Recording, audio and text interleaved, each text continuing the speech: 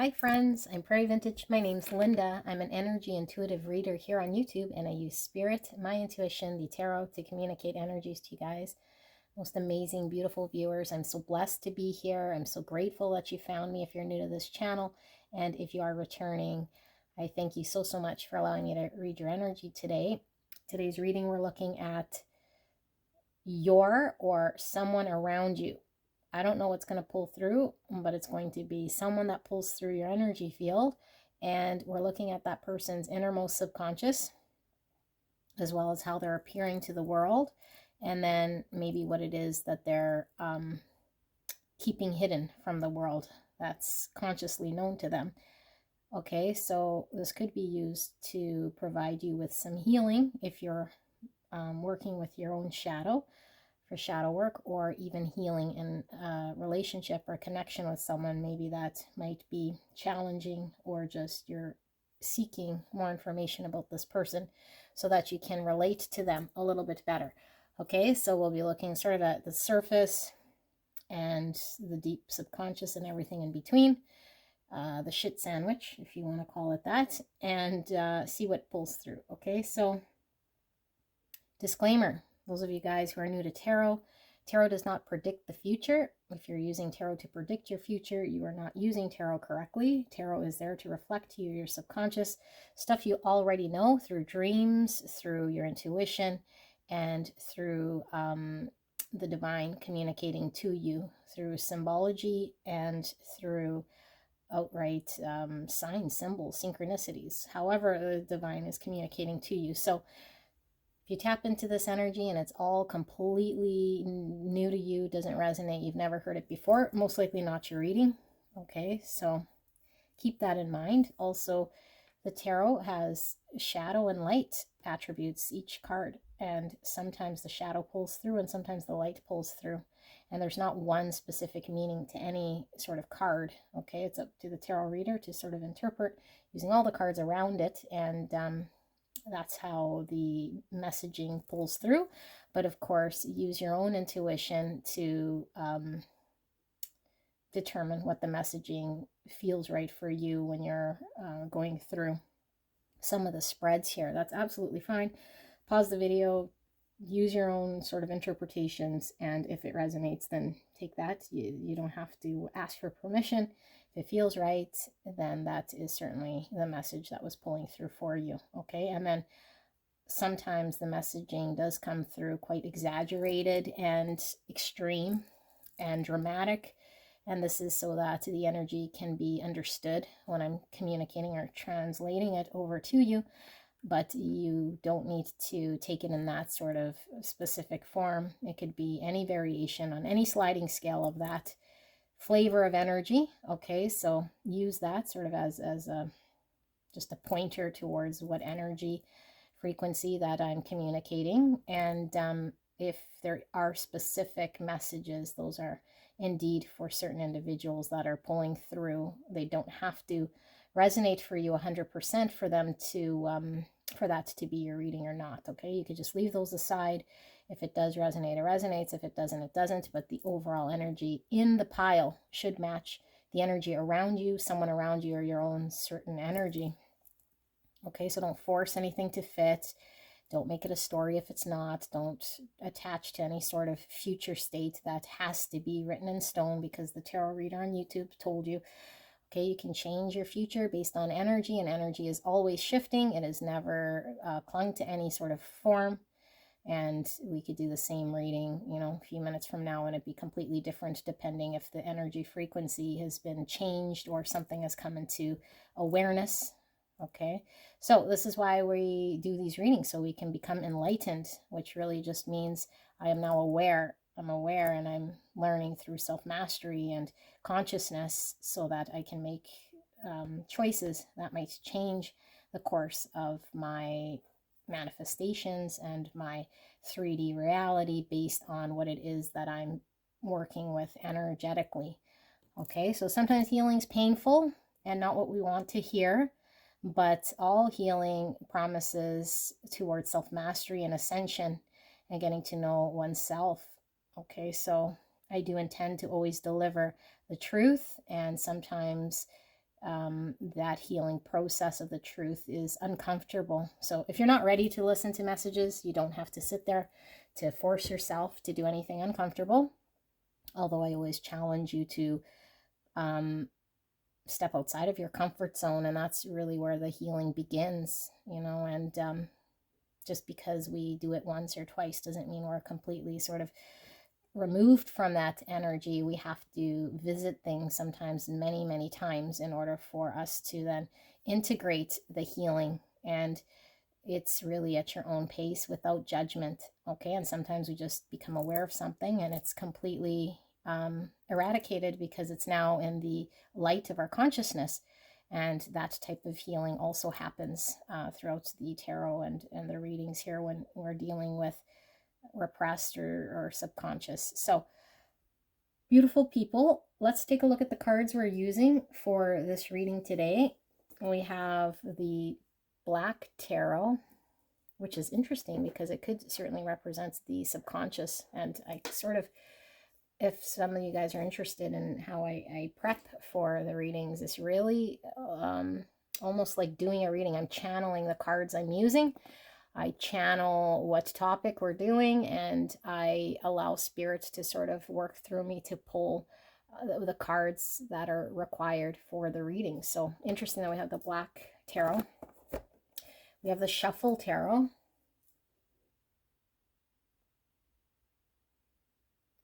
And we have the Golden Edition Tarot. In case some of you guys are wondering where this is from, because I know Golden Edition, there might be a few options. This one is from Spencer's, which is a store in the mall, in most malls. I don't know if it's available where you're at, but Spencer's, I think you can also order online if I'm not mistaken. Okay, I actually think I got that maybe from, no, I was going to say from a Spirit Halloween, but no, it was from Spencer's. Okay, so we have the Field Tarot.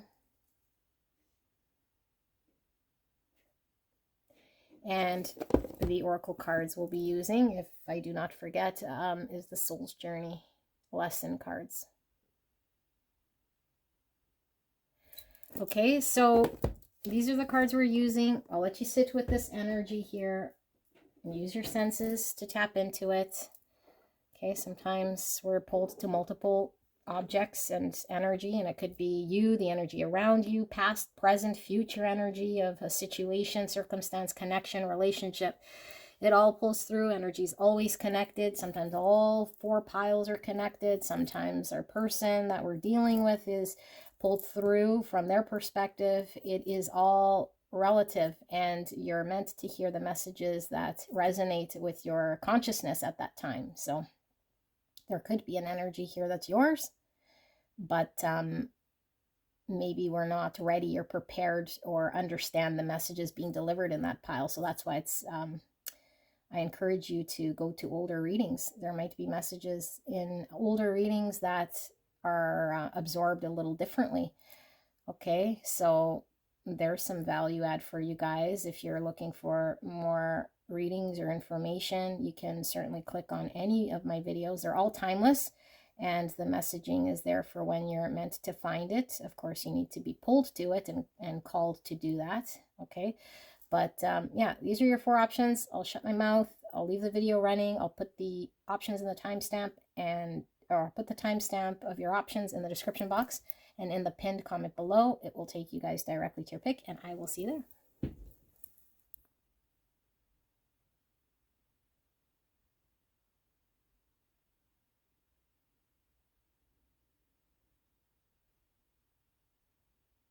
Hello, gorgeous angels. Pile one or pick one. You pick the obsidian cat. I guess I could have held these up, so I did forget to take a look at this little kitty cat. Looks like a Halloween cat carving. And if you're not pulled to it, then you might want to go check out another pile, being as I forgot to hold this cat up. So let's take a look at the energy here. It could be yours, could be someone on your mind, could be someone in your energy field. If it sounds like it resonates to you, then that's most likely the message that is meaning to come through. We're going to look at how the person is presenting themselves or what they're showing to the world, or within the connection with you. Okay, and then we're going to look at what the person is sort of keeping to themselves consciously, that they're aware of, that they don't want to sort of put out, or that they're maybe having a challenge accepting or dealing with in some way to represent themselves authentically. And then we'll look at their deep subconscious, things they're currently unaware of, so traumas, blockages, and shadow parts of self that haven't been revealed to this person. And then we'll I just kind of added an extra part that didn't come up during the intro, but the optimal state. Okay, so it could be this person's full potential, or what they would how they would see themselves in their greatest light, how they wish to see themselves, or what they would wish to be optimal, or to live out their potential. Okay, so that's a lot. Let's take a look at this person I'm tapped into here for pile 1, either pile 1 or someone they're dealing with. Can we take a look at how this person is appearing or engaged in the world? How's this person showing up in energy? So we have 2 cards falling out. Spirit, clear and concise message for the greatest and highest good of pile 1. Please protect me and the viewer as I channel this message. Thank you so much, spirits. Thank you so much, pile 1, for allowing me to tap into your energy, the energy around you at this time. I'm so blessed to be here doing your reading.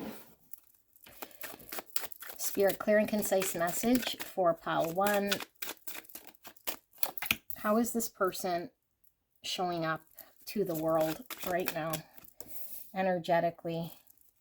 Thank you so much. What is pile 1 needing to see right here, right now, in regards to how this person is showing up? So this is going to give you a good idea of who this is. I feel these 2 here. I wasn't expecting to pull this many, but that's what's coming through. And let me just make sure I'm in frame. Okay. Okie dokie.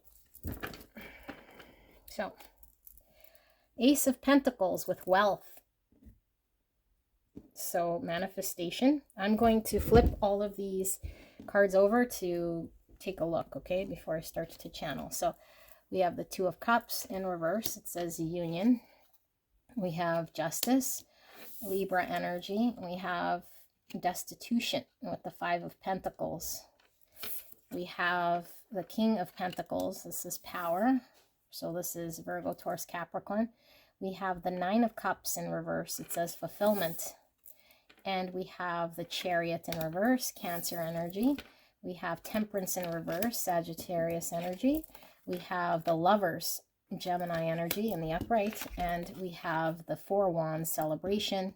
And we have the Universe in reverse, which is the World card. Okay, so how's this person showing up? Let me sit here with this energy and see what comes through.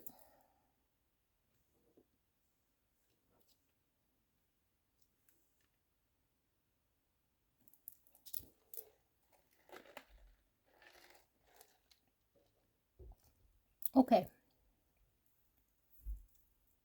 This person is having a difficult time connecting. So it could be in a love relationship, but just connecting and bonding on a deeper level, because this person is imbalanced. There's certain things they need to heal. They could have a reckless way of being. They could indulge in certain things that don't help them, that are sort of how they fill their own sort of deficiency, is maybe engage in things that aren't really necessarily representing or reflective of a higher form version of themselves. So they could, you know, overeat, over party, over drink, overdo certain things that aren't necessarily the greatest for them. And I feel they really overdo it with the Chariot in reverse. And so this person is out of balance. And I feel like this behavior creates them not being able to show up in a way in their environment with the people that they deal with in a healthy, constructive, balanced way of contribution. And so they might find themselves just not connecting in a way here that is of value. And also the flip side person dealing with this person might see this person as someone who cannot show up in a way that reflects the same input that's being given to this person. Okay, now,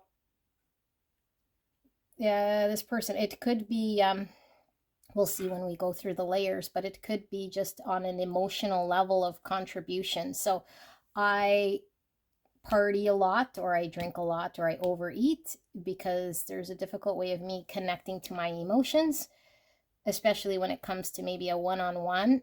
And so if something gets deep, or I need to be intimate in some way with my emotions, or express or show up with emotions, I have a challenge or a block. I'm imbalanced. And so this is something in my shadow that needs to be integrated. And we'll see when we get to the shadow part. Okay, but it creates all sorts of imbalances in my world. And it also means that this person doesn't progress in, I think, their practical world. So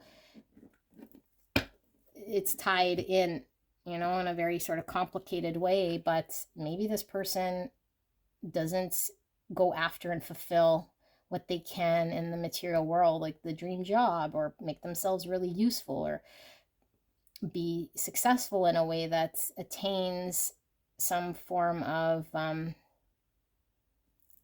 material wealth or confidence in their ability to secure things that would make them feel I don't know, make them feel more secure in the material realm. So this could be somebody who either doesn't have a job, or depends on the social service system to provide them with whatever. I just feel like there's a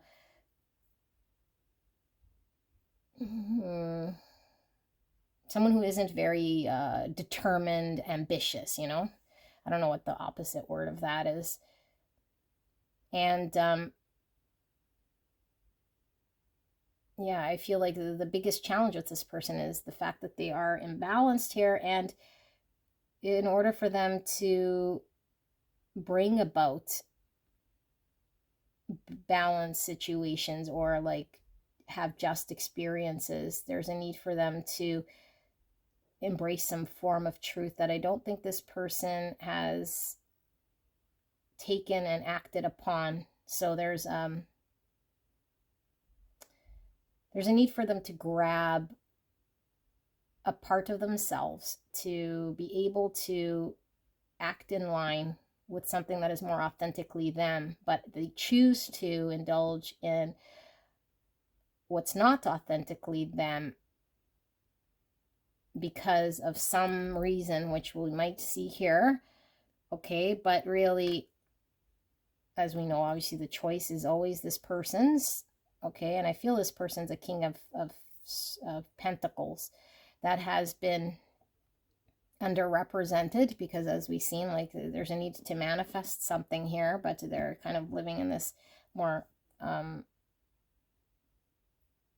don't know, mindset that they cannot. So they definitely haven't filled their potential when it comes to the material realm of security and stability, and come into their power. Although I feel like this person might put on a persona that they are somebody who has more control than they do when it comes to this. So now I'm getting I don't know, maybe this is just an analogy. It doesn't have to be this exactly, but just so you understand sort of the flavor of energy. It's how when you deal with someone maybe who's really highly spiritual, but they're unkept and just broke and not healthy because they're just not. But then it's they might have this reason why they can't engage socially in a way, but it's more of a story that they tell themselves in order to maintain an unhealthy hygiene or pattern in their world, so they don't have to live up to some sort of potential within themselves, not necessarily socially, but within self.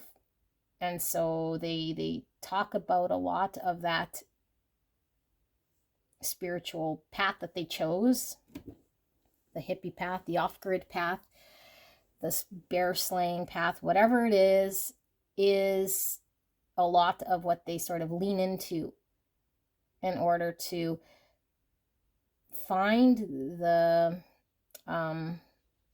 that in which is unbalanced, because they sense something's unbalanced. But instead of dealing with the elephant in the room, that might be more difficult for them because of the traumas and everything that's created this imbalance or this behavior, a need to connect with emotions because there's some disconnect. They double down or lean into the thing that they're using on the surface here that's fighting for justice or why this is just, or but it's not aligned with their truth, really. So this person is going to come into a potential, I feel, okay, but only when they start to really do this sort of work that we're doing here, and they look at what's under the surface, and then, you know, they're where they become enlightened. And really, enlightenment is just full self-mastery. Like, we're now aware of things that we weren't aware of in the past, in order for us to make different decisions, in order for us to create certain things and build upon certain things. And so I'm really getting this King of Pentacles and this Four of Wands, same energy of like really being stable, grounded, you know, owning my own place, my own home, my own community.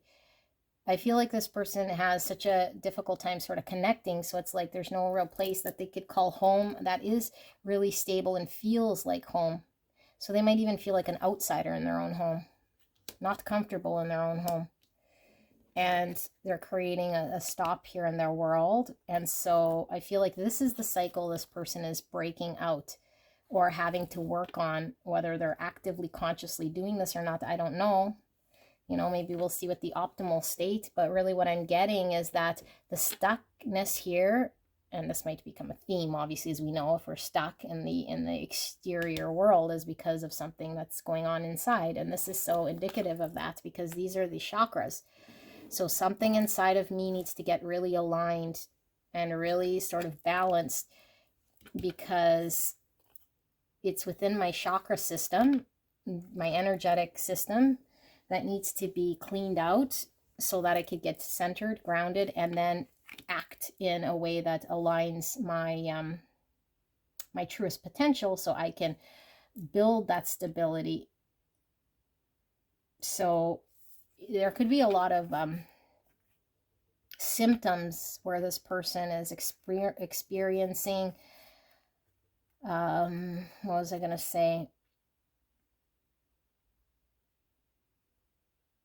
I feel almost like a catch-22. It's like, because I don't have the life I want, or I don't know, maybe there's some beliefs that we cannot, or we're incapable, or not confident, or maybe victim mentality, or maybe lack of confidence. I don't know yet, okay? I'm just sort of saying there's something that is driving the behavior. And so the more we lean into that behavior, the drinking or the networking or this more thing that doesn't feel very good, then the more we're sort of more out of balance, and then the more we don't produce something that makes us feel good. Like, yeah, it's like a loop, you know, because if we want to feel good, we got to start engaging in things that feel good, and then we could get more centered and grounded. So I do feel like this person is definitely not balanced, and definitely showing up on the outside as somebody who is not choosing to be creating something stable, reliable, long-term. So they could be very immediate, you know, immediate actions, immediate decisions, things not aligned with their highest good, and then carry an untruth about that, or put out to the world the reasoning why they're doing it, but they really know on some level that it's actually not. They may not know why they're doing it or where it stemmed from, but they might be lying to the world and themselves in some way, saying, this is why I cannot, because this happened to me and that happened to me. or I have this restriction and that restriction. And so therefore I must continue to behave in this sort of way. And there was something else that was pulling through, but I don't know what. Let me see.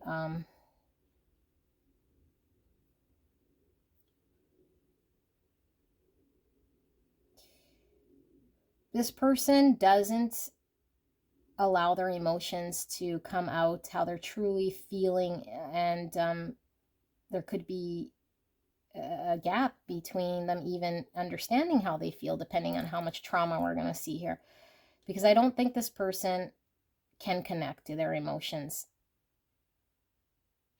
And, or at least there's something that doesn't allow them to connect to their emotions in a way. Because if they were to, then they could represent themselves more authentically when it comes to connection and bonding. But I feel like because I haven't done something, looked at something, dealt with something, integrated something, it now represents itself as me being withdrawn or not speaking a truth and not engaged in communicating in a way that allows other people to feel like I'm also contributing or doing something. So yeah, like, but I feel like this person could be someone reliable and create a stability for their future or commit to something longer term. But I feel like they're engaged in something that's more immediate, short term, maybe stuck for many years in like stagnancy, or like just refusing change. Because what if I fail? I'm not confident enough to make the change, to get that job, to go after that business, to do that thing. So I'll just sort of continue doing the thing that I normally know. But this person is emotionally unfulfilled. Okay, they're emotionally unfulfilled. I feel like these readings, honestly, I don't know if my brain's like opening up to something here more so than normal, but I feel like I can go on forever, and I know these readings get really long and I don't want to keep you guys here. So I'm going to go look at now what this person kind of knows, what this person knows and what they're not showing. Okay, what they're not showing to the world, or what they think people don't see about them, or what they want to keep sort of close to themselves, but they are consciously aware of this. Okay, how do we do this so that we don't, I want to be able to see what's going on here. Sorry guys, I'm going to shuffle this down so that any messages that pull through will still pull through, because I feel like there was still something more here. But okay, so Spirit, clear and concise message for the greatest and highest good of pile number 1. And this energy that I'm tapped into, that's around pile 1. What is it that pile 1, this energy I'm tapped into, not wanting, not sharing, not expressing, or keeping to themselves? What energy state is this that's being sort of repressed or held back, not shown, not fully understood potentially? Thank you so much, Spirit, for this message. Let's see them. Look at the 9 Pentacles again. Like this, like I said, this person, the main issue is like their ability to contribute in a way in the practical world to manifest. So I don't have that job, or I didn't, I don't have a stable home, and, I can't be accomplished. Whatever accomplishment means, wealth. Like this is someone who might have a difficult time attaining wealth. But this is because this is a shuffle tarot, and that's the 9 of Swords scene. So there's a lot of anxiety about this, really, that I'm not wealthy enough, or that I'm, yeah, like I said, they appear one way, because in this way it's like that justice that I was saying. You guys, I gotta take my sweater off. I'm really hot. I'll be right back. Okay, so it's like someone who might be saying, screw the government and society, and people with jobs are just corporate robots and that sort of thing. That's kind of what I feel. Maybe they're not saying it so much, but it's sort of the energy that's being output, you know, or I'm comfortable in this ramshackle tent that I live in, you know, not necessarily that bad. Like I said, it could be just, you know, that's how the energy's pulling through. But really, I have a lot of anxiety around what it is that I haven't been able to produce in this world, because I know that I am this King of Pentacles that's been untapped into or not explored. So let's keep going. For pile number 1, this energy we're tapped into, what are they not showing here? The Hermit, Virgo energy. We have the Knight of Swords, Judgment in reverse. Ace of Swords in reverse, which we were really picking up from this Justice, that Ace of Swords that's pointing down, and the Crown in the reverse, which is a lack of self-empowerment here, getting empowered. Page of Pentacles in reverse. Yeah, this person's unreliable. The King of Wands, Aries, Leo, Sagittarius. Here's the 2 cup scene, but this is the 2 wands. And I do feel, let's see, I do feel there's one more card wanting to come out before we do the card on the bottom.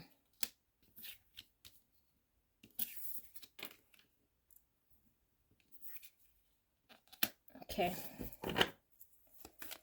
Spirit, the energy for pile 1 and the person I'm tapped into here. 5 Pentacles in the reverse.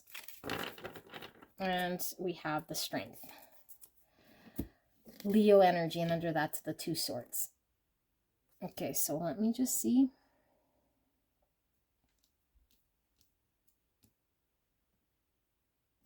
Yeah, okay. So if you're engaged with this person, because I feel like some of you guys, you're just engaged with this person, or you know who this person is, okay? But I can't tell you who it is, but I feel like this person really wants to confront and deal with that part, but there's a lot of anxiety around it. It's like, I have to really connect to a certain part of myself and do the thing. So the Hermit is an energy that dealt with the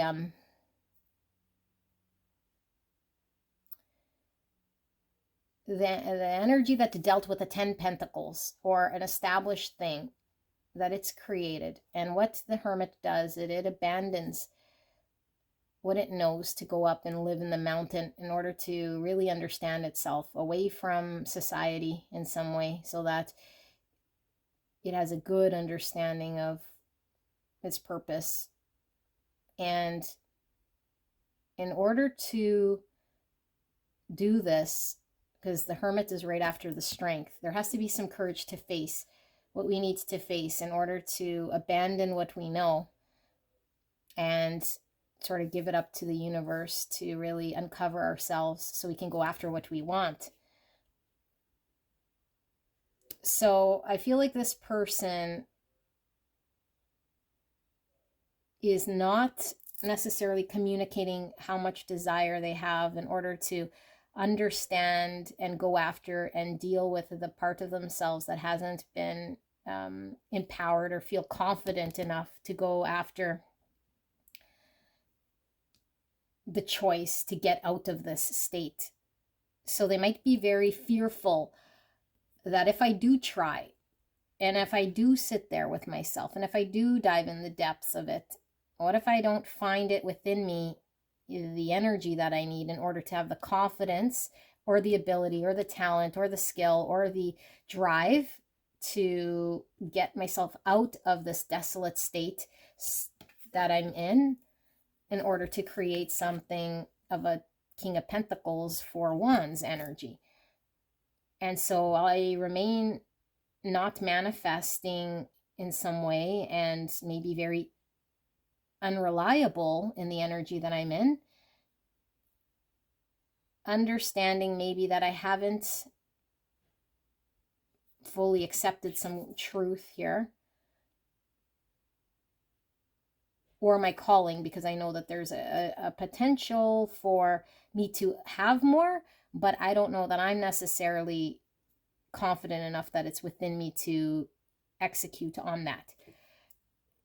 because there's something coming through about a choice, and there's also something coming through about a connection. So if you're dealing with a person like this, then it's like, I want to connect. It's not working, or it's imbalanced here. And so there, I'm looking at a choice. In order for there to be a coming together, it would require me to make a choice. And that choice would require me to do some soul searching and confront the thing here that's getting in my own way of being reliable and manifesting and dealing with authenticity when it comes to my desolate state. Because I feel I can't provide in a material way wealth or contribute substance in some way, and I have a lot of anxiety about this side of myself, that I'm not good enough to do enough in the material world to come together, to make a decision, to have balance in the partnership. And it will require me to have courage here. And so I'm creating damage. This person feels like maybe because of their imbalance, it's like, I know I'm creating pain or suffering to you or to the people that I am in connection with.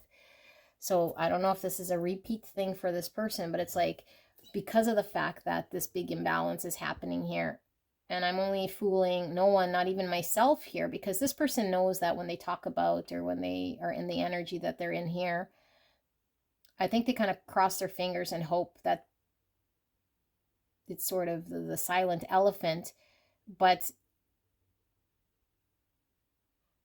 like, they know they're creating suffering and pain when it comes to connection because it is imbalanced. But it's like, I don't know, it seems here like this person is more avoiding communicating that or taking accountability about it. And maybe making excuses even about it in some way, energetically.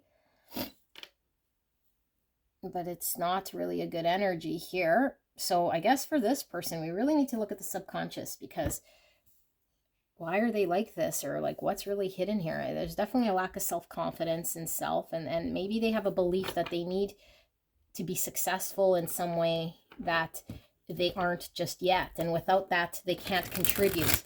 But it's making them emotionally unfulfilled, and it's making connections that they're emotionally unfulfilled. But it's not, so far I don't see, I don't know, we're going to see with the subconscious, but so far I don't see that it's because their emotions are difficult to process. I see that this as, I'm unfulfilled because of the fact that I can't provide in a material way that makes me dependable or successful, reliable, and confident to contribute. So this makes me emotionally unhappy, emotionally unavailable. My outlet now is a way that's destructive, and I perpetuate that. And then that way connections are emotionally imbalanced and unpleasant for me because of my lack of confidence when it comes to the pentacle realm. You know, but it's not that emotionally I have a challenge, but I create emotional challenge because of the belief in the lack of pentacle, if that makes sense. Okay, but there is, I'm seeing a desire held back here of wanting to come out of that, like really wanting to, and knowing that, yeah, in the past it's been difficult, but I kind of want to figure out a way to come out of that and put it together, and be able to show up balanced here and be confident. But like, look at the look on the face of this King of Wands, is very they don't have confidence in themselves, in their ability to do this thing. I feel also like this person, like all the same look, they all have that same look. Like, look at the look of this one, like like drained. I don't know, is this someone who's like really just drained, or like energetically down? They don't seem very sparky. Yeah, and even here, so it's like maybe they're turning into someone who's just I don't like to use the term lazy, but it seems it's almost like I'll lean into the lazy part or the easy route because I'm not deserving of that thing. So I just tell myself I'm not capable of it, or that's the reality I'm creating. And so I'm just kind of lackluster. And also, I see here, this is the only card that's smiling in the two. So it's like, but I know that's being in a workable connection, potentially with you, pile one, if this is someone you know, or someone that, if this is you, then it's like you working with someone makes you happy like this. But on your own, you're kind of a little bit miserable, but it's like when I'm with this person, I feel a lot more confident or happy. I'm like, look how happy.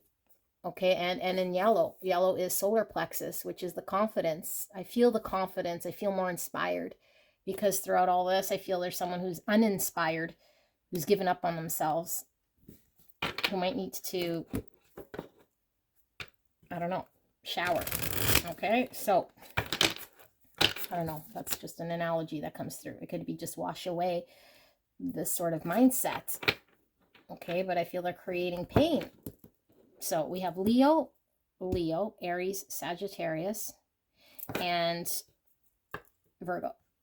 And because we have this, which I don't want to get monetized, so navigate. Beacons of light in the night sky. Beacons of light in the night sky are there to guide you. Look at guiding with this. Interesting. So I feel like this person feels pulled by connection. They feel like destined to make change here, being navigated by the light of something in their life right now that's pulling them. And because it's in this row, it's like something maybe they haven't expressed. Who's pulling them, how it's pulling them, that they're being pulled to come out of this state. Okay, so let's look at the subconscious. Spirit, clear and concise message for the greatest and highest good of pile one and this energy that I'm tapped into. What's going on with this person's subconscious here? Deepest subconscious, that's going to help us to understand what the heck's going on here. So we have the Five of Wands in reverse. Okay, let's keep going. We have the Devil in reverse, Capricorn energy. We have the Wheel of Fortune in reverse. Jupiter energy, that's more Sagittarius, Pisces. And we have the Three of Wands in reverse. We have the Magician of Virgo, Gemini energy. And we have the Page of Pentacles now in the upright.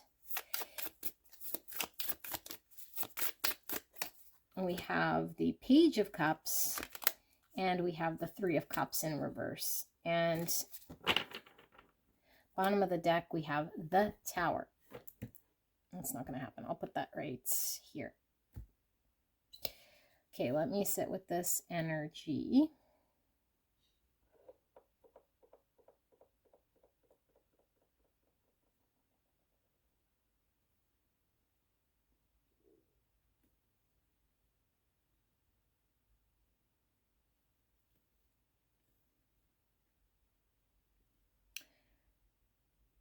I think this person was stifled in a way that wouldn't allow them at one point in time to confront and deal with certain things that would come up in their world without maybe having to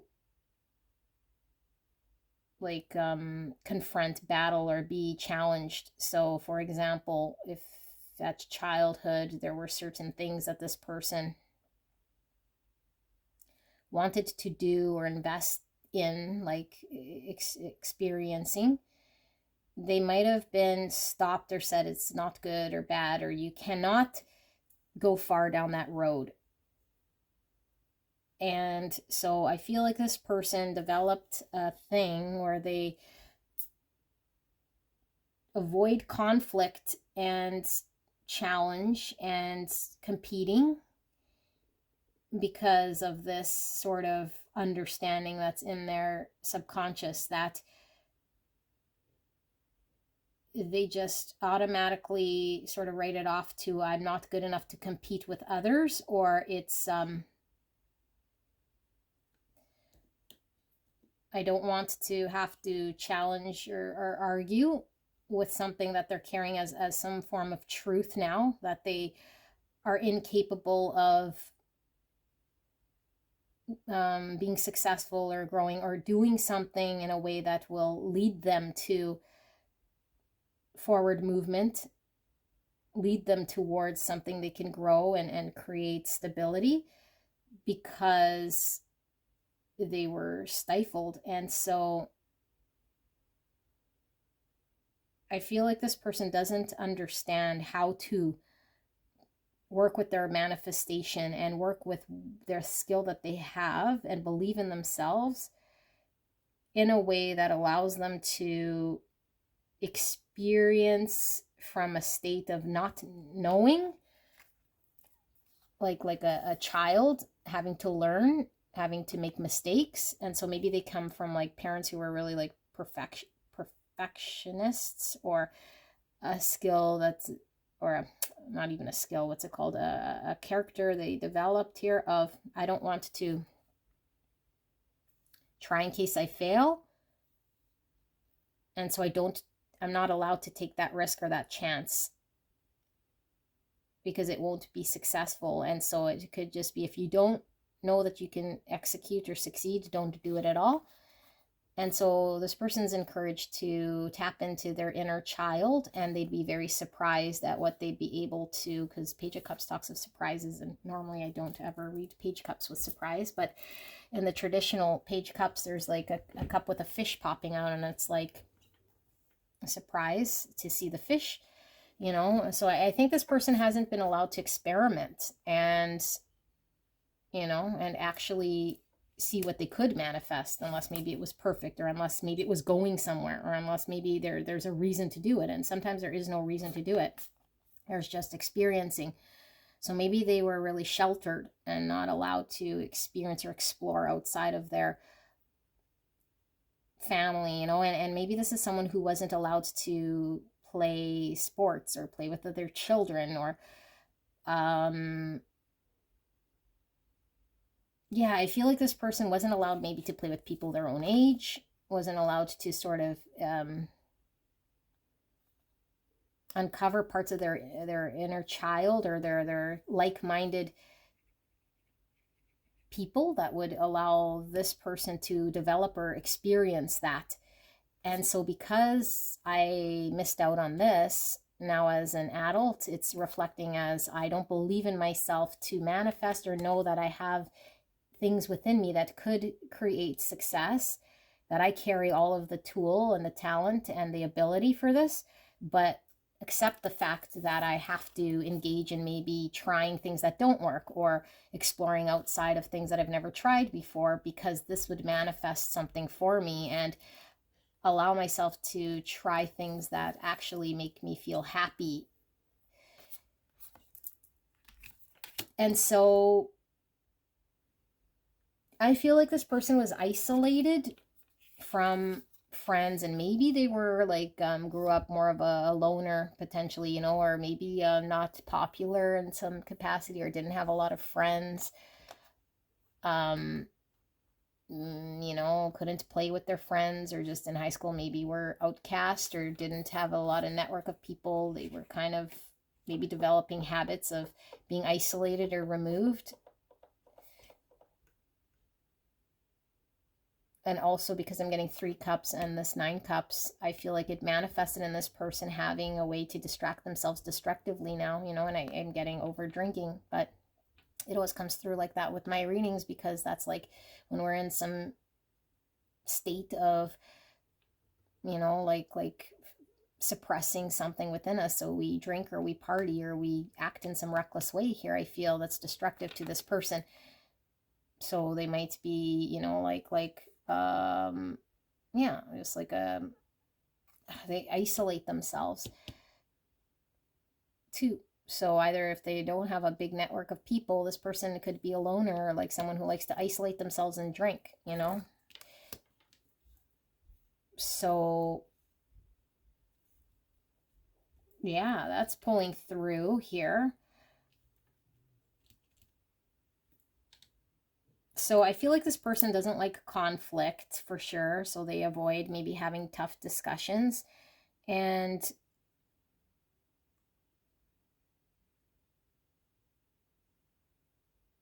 yeah, let's see. Optimal state. So this could be what this person would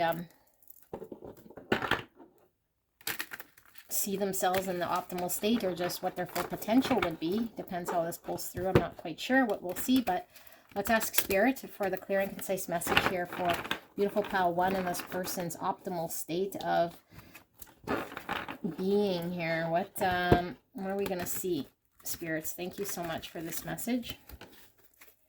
These cards are really thick, very heavy, so I'm having a bit of a challenge reading these, or shuffling these, I should say. Optimal state, full potential state for pile 1 and this energy that we're tapped into, Spirit. Thank you so much.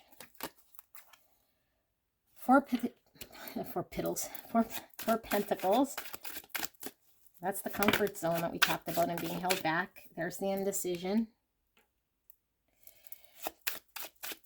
Clear and concise message, Spirits, for pile number 1.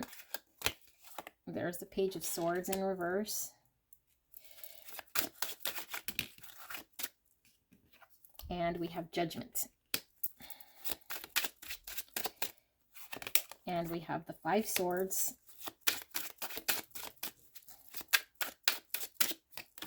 And we have the 2 Cups in reverse. And we have the Chariot. And I do feel one more, and then we'll get the bottom of the deck energy. Page of Pentacles in the upright. And bottom of the deck, 6 Cups. I don't read bottom of the deck reverse. And there we have the 4 of Cups in reverse. So let me sit here with this energy.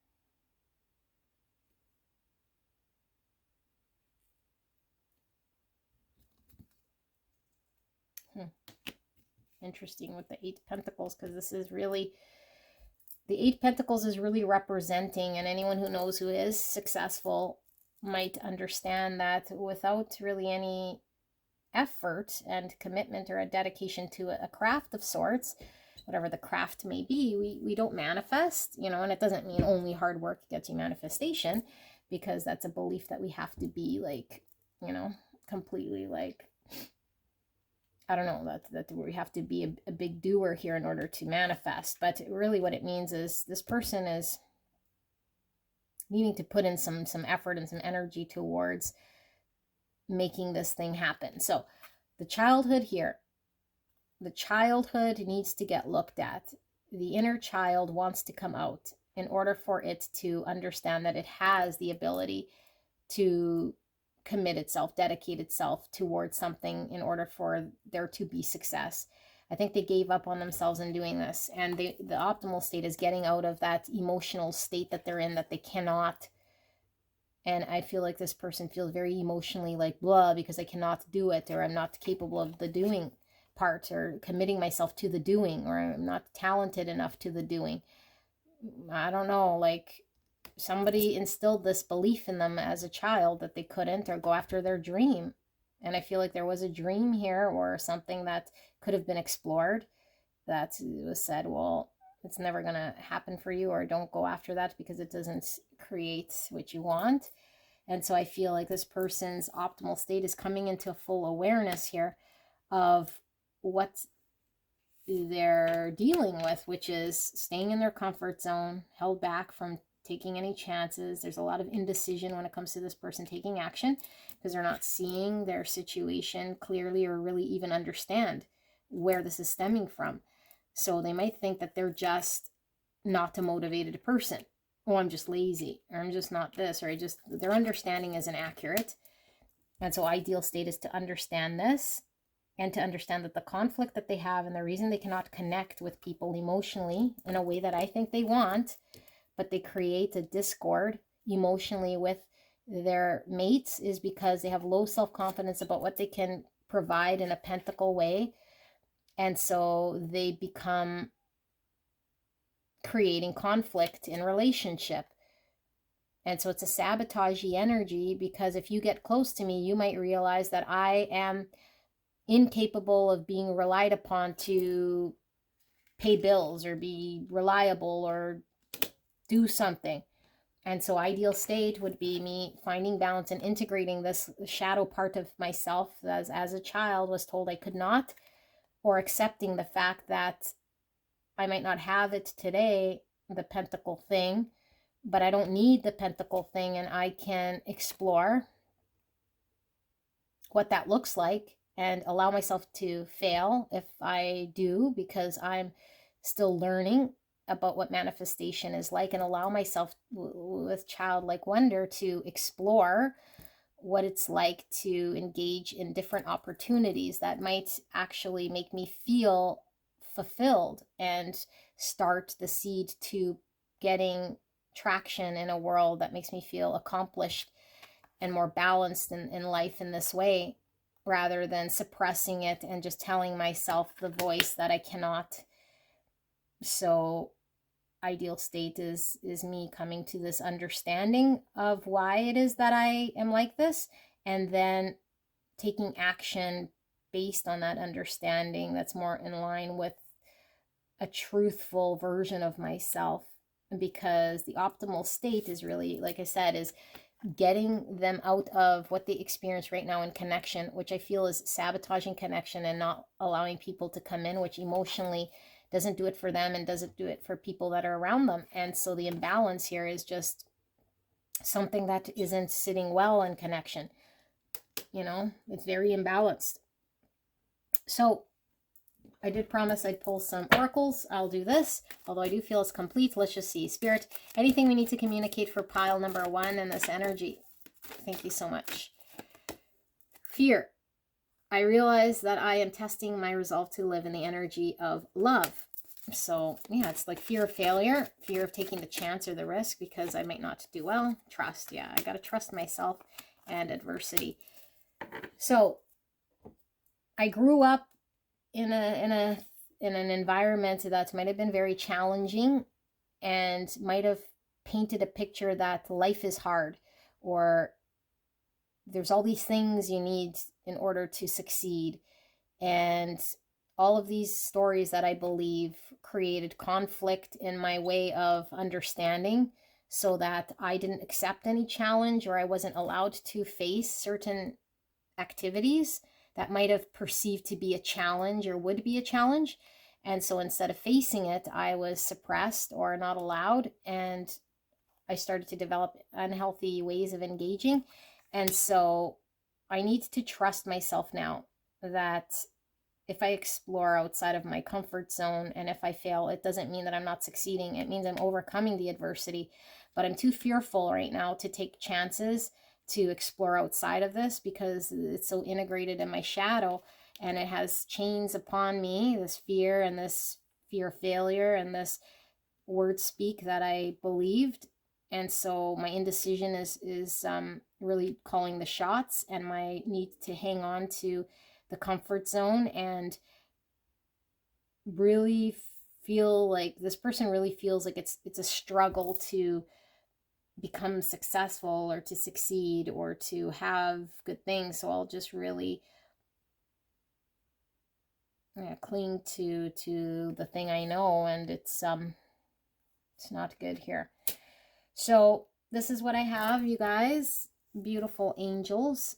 I hope this resonated for you. Although yes, very challenging, you know, but now that you know this, maybe you can engage understanding where this person's coming from, because maybe like this is really pulling through. Like maybe we have some sort of connection from the past with this person that runs very deep, a brother, a father, I do feel it's masculine, okay, or just like a relationship of a friend that we've known for a long time, or maybe it's a lover. and their inner child here, or a soulmate that's struggling. And so we might think emotionally they can't connect with us, emotionally they can't be there, and it's really the emotions aren't there because they're unfulfilled in their practical life.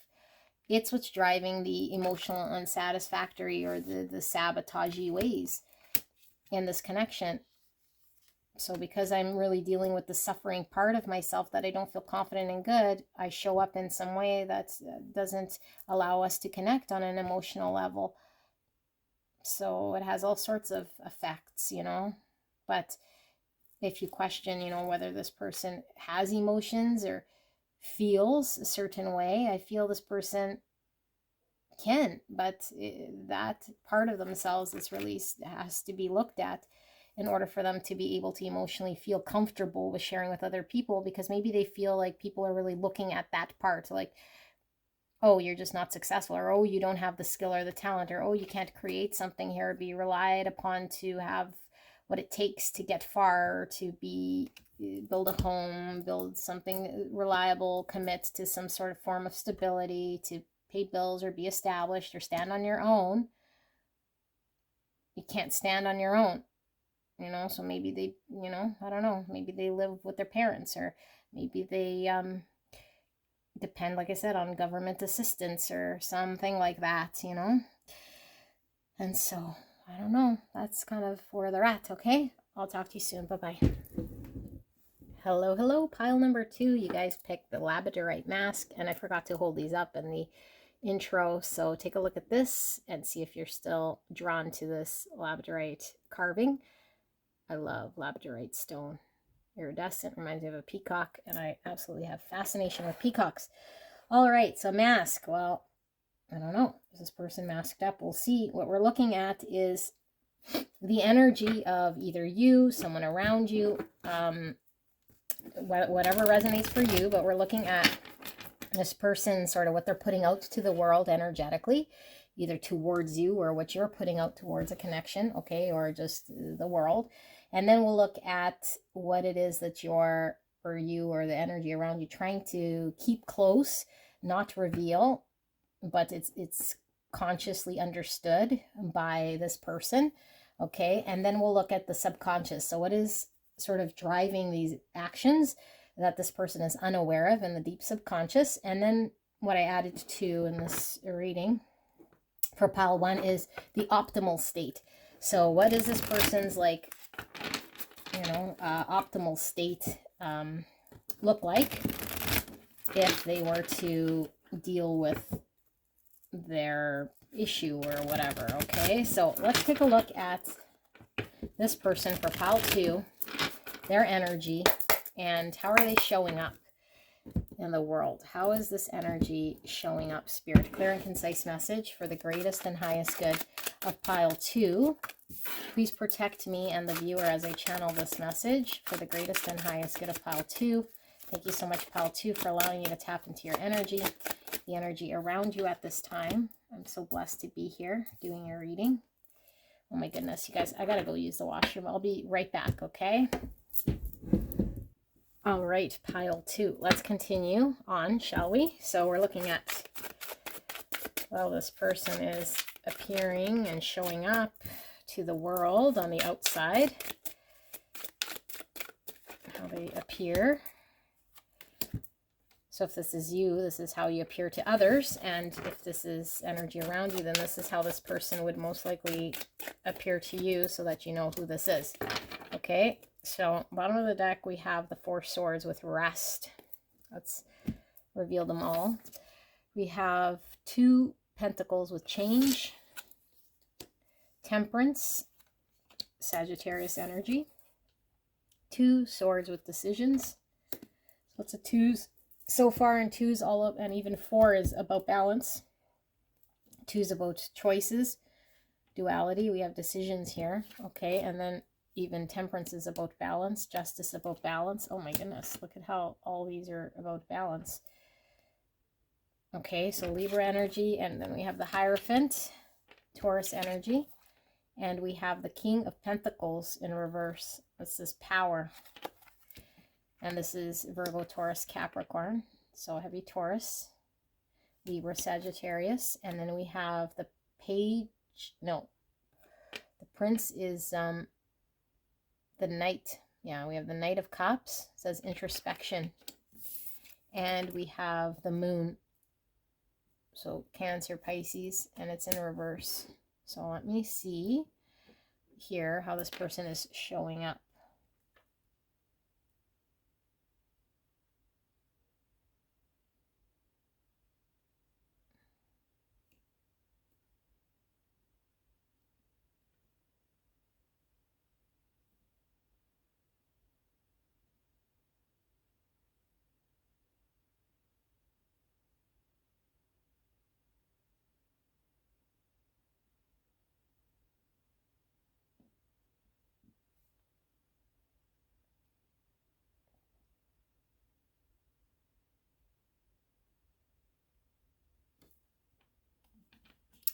Under the Four of Swords, we got the Knight of Wands in reverse with instigation. Okay, I think this might be your energy, you guys.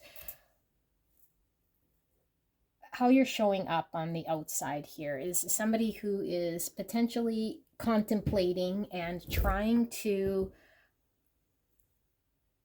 understand in a way that justifies to you to lean into something that I think you're being called to really do, that speaks to you emotionally. And I think there's maybe you feeling like maybe it's something that you're not sure how successful you'd be, or like how you could retire with that plan of action, or whether you have enough financial means to accomplish something in some way that passionately speaks to you. And I feel like there is a lot of time spent here. Like this is all about balance. And so I feel like there's a back and forth, and also a hesitancy and an indecision in taking action in something that maybe we logically know that we really feel connected to emotionally, that we would have to invest in potentially learning and committing ourselves to learning, that we don't have the funds to do or in a position to do right now. And I feel like we're beating our wheels. That's not even a saying, but I feel like we're in stagnancy because of the fact that we're not going after a dream here, is what is really showing. And I feel like with the Moon in reverse and this mask is really like, I'm going to be engaged in a way here that isn't authentically speaking to me, and resist going after something that is speaking to me emotionally, because of the fact that I feel like I'm not in a position just yet, or have the stability to go after it, and I would need formal training or some sort of schooling. And so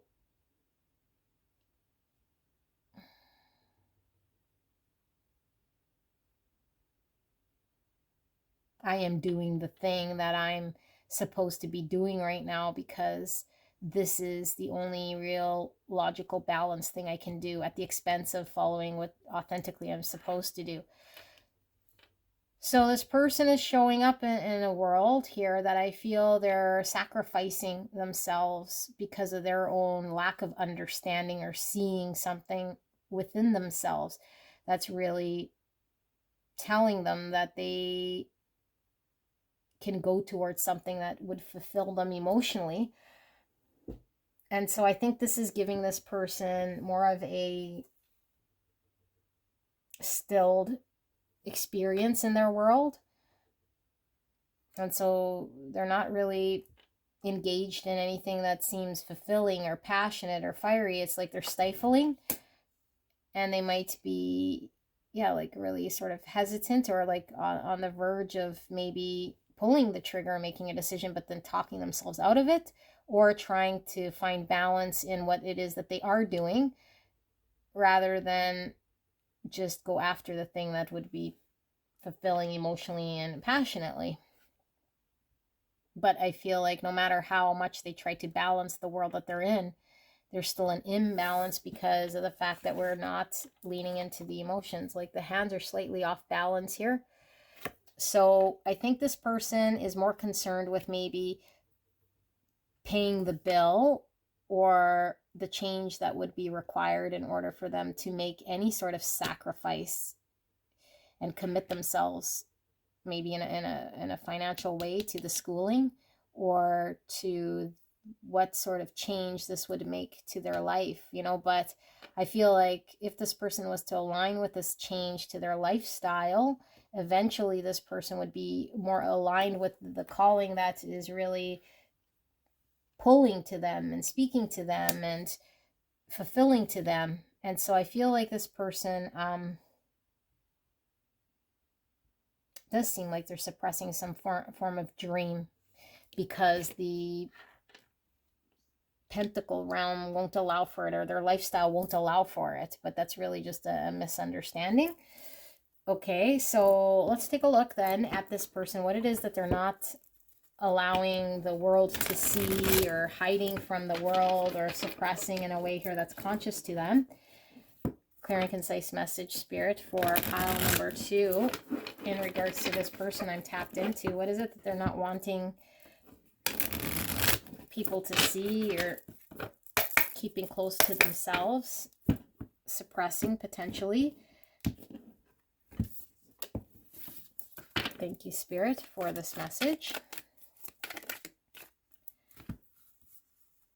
The Devil, and this is the Hierophant.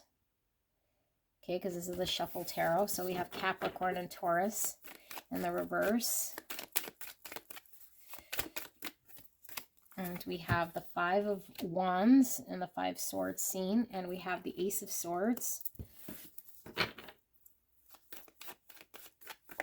And the Crown's all about getting empowered. And we have the King of Wands. It's all passion. King of Wands is Aries, Leo, Sagittarius. There we have the 9 Pentacles and the scene of the 9 Swords.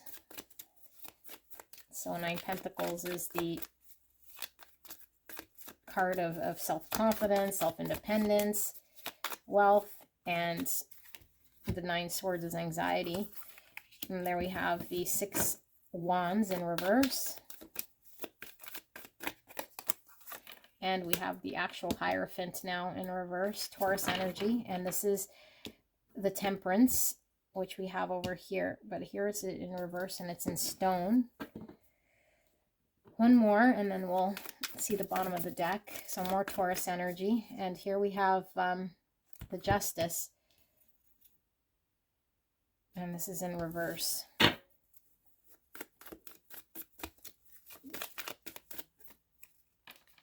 We have 10 Cups and the King of Pentacles, and I'm also being called for this one, which is 5 Pentacles in reverse. King of Pentacles is shown here, and we got Virgo, Taurus, Capricorn. So strong Taurus energy, and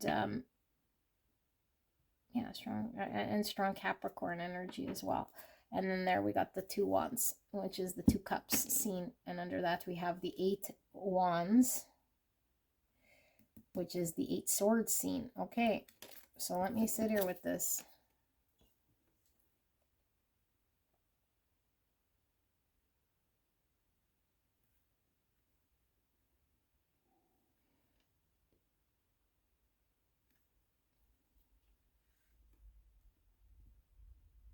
So it's a lot of what's going on the outside here, because it is someone here who would have to make a change to their existing way. And I feel like their existing way chains them to some understanding that limits them from allowing themselves to go after and commit and shift into a different understanding rather than the one that they're hanging on to or believe to exist in way of limitation. And the limiting thing here, I think it has to do with the position of pentacles. So I'm not either in the right place to do this, or secure enough to do this, or have enough money to do this, or something I'm lacking in this material world to make it a thing. And so I think it would be a big challenge and I'd have to really compete. So it's like, in order for this person to embrace a truth, to take action on this understanding, because I feel like there's an understanding here that has to get acted upon. Doesn't have to, but if this person wants to align themselves with something that speaks to them, there's a need to get empowered and to take action on a thought. And this is like the entrepreneur, so it's like the ability to execute on something that they might feel they wouldn't be able to, and so I'm gonna sort of just say I can't do it and kiss it goodbye in some way. And I wish I had the money, and I wish I had the studio, and I wish I had the place to do it or the right tool to do it here, but because I'm lacking the computer or the software or the thing, I am seeing this dream sort of go away. And I know that it would make me happy, and I know that I could build a future with someone else if I was capable of being happy myself in my own exploration of this. Then I could contribute more to my family's well-being and the future I build with my family, because I'd be taking care of some form that would make me feel like I could secure myself, so now I could emotionally be content in my family life. But the fact is that I'm not really capable, like financially in some way. And so my financial security needs to be secured in order for me to be happy emotionally. And so I don't want to risk maybe my now state and make change to the environment, because I have an environment, a lifestyle right now, and it's maybe a family structure that's maybe emotionally happening right now in a way. And if I upturn the financial stability or invest for my family or take money from my family, or that's security from my family to invest in some dream I have a lot of anxiety around this thing. But that's an 8 swords. Okay, and I feel like this person would have to break out of that sort of mindset in order to get movement happening to align themselves emotionally with this dream. But I feel it's stuck. And I also feel like this person feels like their family situation, because they contribute in some way, or there's a stability right now that exists in their current life that I feel is around family or a structure or even a long-time job, that if they were to make any decision outside of what they're already doing or contributing, that it would rock this foundation in some way, or that they're set and stuck in that world and there's nothing they can do about that world. And so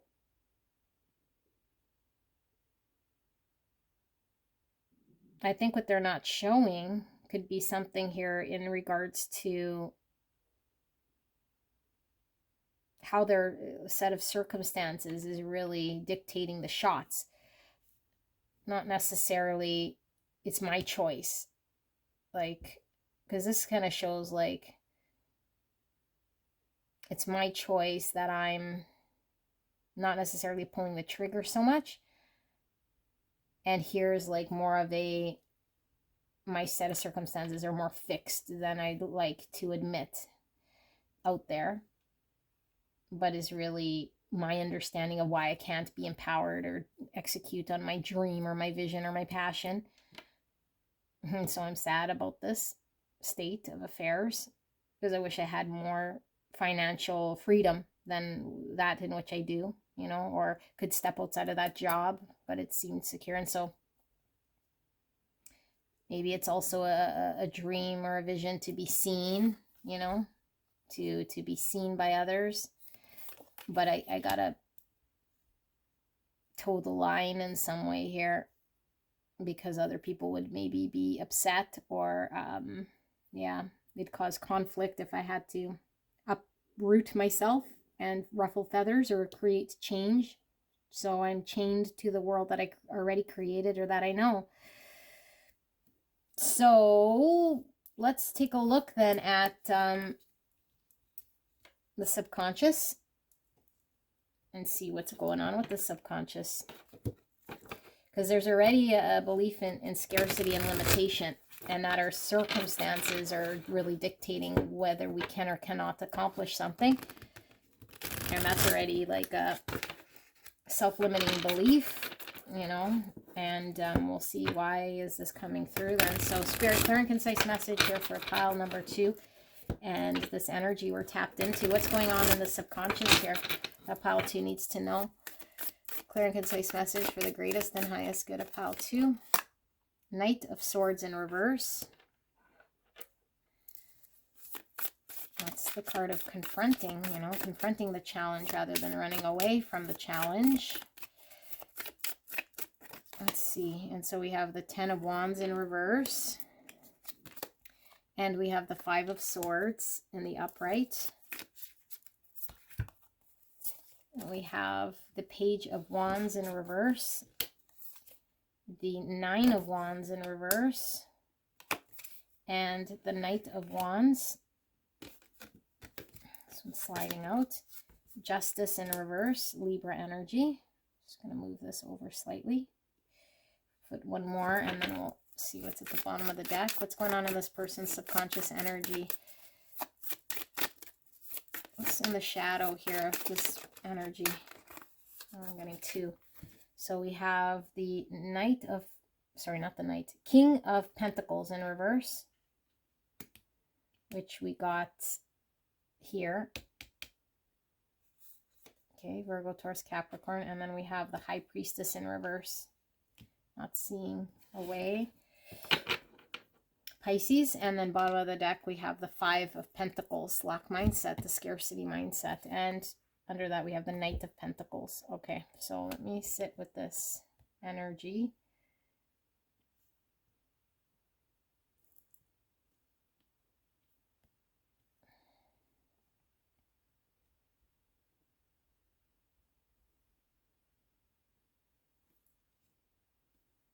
Okay, this is a belief that's been instilled in this person with all the Hierophant. And I think it's a family lineage thing that might have been a belief, tradition, a culture thing that says, child, money is difficult, and in order to succeed, even if it's something that you really want, it's very difficult and it's going to take a lot of investment and a lot of time and so much effort that unless you're really confident that you're going to succeed or have an outcome, is just too heavy for you to carry, because it's a very difficult, a lot of work to achieve your goal. And yeah, and so this person is just encouraged to not even try, because their belief and their shadow is that things are very, very, very difficult to come into fruition. And so I'm just going to stifle anything that does pull to me and call to me in a passion way or in a desire way, because why go after my desire or my passion or listen to it if it's going to be something I have to go through so much trouble? I won't even bother. I sort of give up before I even try. And so I give up before I even try, and I don't confront even the whatever I have to sort of get it going. And I create an imbalance in me by not listening to where I'm really being called to by the universe to take action or to my desire, because of the fact that there's a lot of weight in the pentacle realm. So it doesn't matter what you care to do or what you're pulled to do. What matters is what's it going to create financially for you. And if you don't see that you could financially be rich or secure, stable, if you can't see that as the outcome when you make that jump, then don't take the chance, don't take the risk, because you don't know that you'd be successful opening your own business, because you don't know that financially you could retire doing tarot readings on YouTube, because you don't know that you would be able to retire off of that dream of being a painter. And so it would take you too long and too slow to be able to secure yourself, and you'd be committed to a lifetime of struggle and a lifetime of having to build something here that's going to take you too long. And so you're going to have a desolate sort of lifestyle, you know, being more poor, being less well off. And that's going to create a lot of struggle in your world. You'll have challenge because you can't pay bills, or, you know, I don't know. So there's a belief here that there's only one way to really work, and it's not following your passions or in your pursuits. So let's then see what's the optimal state here for pile number 2. These cards came flying at me. Something really being repressed here that this person wants to follow, a dream, you know, and they think they got to repress it. They think that unless it pays their bills and they can retire right now, or if it's not a guaranteed retirement, then they just don't follow it. But really, they got to trust the universe that if they follow what they're passionately pulled to, it will be something that would line up, because their heart is in it, their soul is in it. But the shadow part is always the voice that tells us we're, I don't know, got to do more maybe. So let's see, what's the optimal state here then for this person? What is this optimal state for pile number 2? Is really to go after their dream. 10 Pentacles in reverse. Yeah, if they created something, the world that they know that they think is secure, they got to flip it on its axis and take chances. Hermits. So this is interesting because this came out for, this Hermit came out for pile 1, which is nothing to, well, maybe it's connected to this, but I really feel like the story I was telling was about the Hermit is being called for a life purpose and feels very connected to something.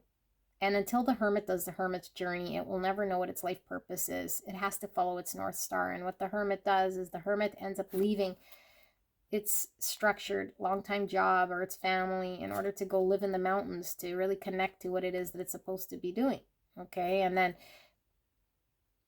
the wheel, which is taking, like, allowing the universe to take its course and make a change. Okay, and it's really giving me like yeah, like Jesus, you know, where he had to go and surrender into the wilderness in order to reflect and understand that when he came back there was going to be major change. And then with the like justice and yeah, it's like facing the council, and the council is really making that decision and to face what comes next. And then it's the Hangman, which is the crucifixion. But point being, like, there's a journey here that we sort of embark on, okay? And it starts with the attachment we might have to the material, because the Hermit is all about spiritual, and we're really connected to something greater than just the pentacle realm when we're called upon it. So maybe you're not ready, I don't know if this is you, but ready to for the calling, because we're still in the pentacle realm. Yeah, the 4 Pentacles in reverse. We got to let go of the comfort zone and the scarcity mindset. There's the King of Swords. So we have Virgo, Gemini, Libra, Aquarius. Go after our passion and what we emotionally feel connected to, our creativity. Express ourselves creatively from the heart space. And maybe we're still thinking it has to be something logical, not necessarily something that speaks to us emotionally. So we haven't really connected to the Hermit, or mind over heart. And the shadow would say that you have to listen to the mind and silence the heart. Two Cups. Yeah, in order for there to be harmony in this person's world, in order for them to be able to contribute in a way here that would be the best version of themselves to this world, would have to be from the heart space of their creativity. So there's, I don't know, a song to be sung, a book to be written, a painting to be drawn or painted, a business to be created, you know, something to be delivered to the world. And this person might be getting in the way in a way here that isn't allowing themselves to detach from what they've been instilled would be the only thing that could provide security and stability, because of an understanding that they have. And so I think this person might just need to maybe spend some time figuring out what strategically it would look like for them to allow themselves to listen to the Hermit, allow themselves to act out of the heart space. Six of Cups in reverse. Yeah, their childhood dream has been suppressed, and they're maintaining suppression of this dream. And in love readings, I read this as a soulmate, and we have it right by this Two Cups. So I feel like this is like a very strong, destined, passionate, fulfilling, emotional thing here that would allow this person to succeed in releasing something that would make them more enjoyable to be around in connection, because they're living their passion and their dream, so they'd be aligned to this. King of Cups in reverse. It's a suppression of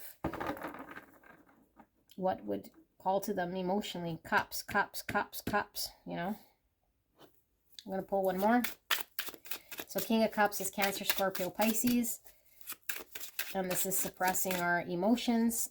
And there's the Seven Wands. So Spirit is saying this person is in a position of advantage to face the wands.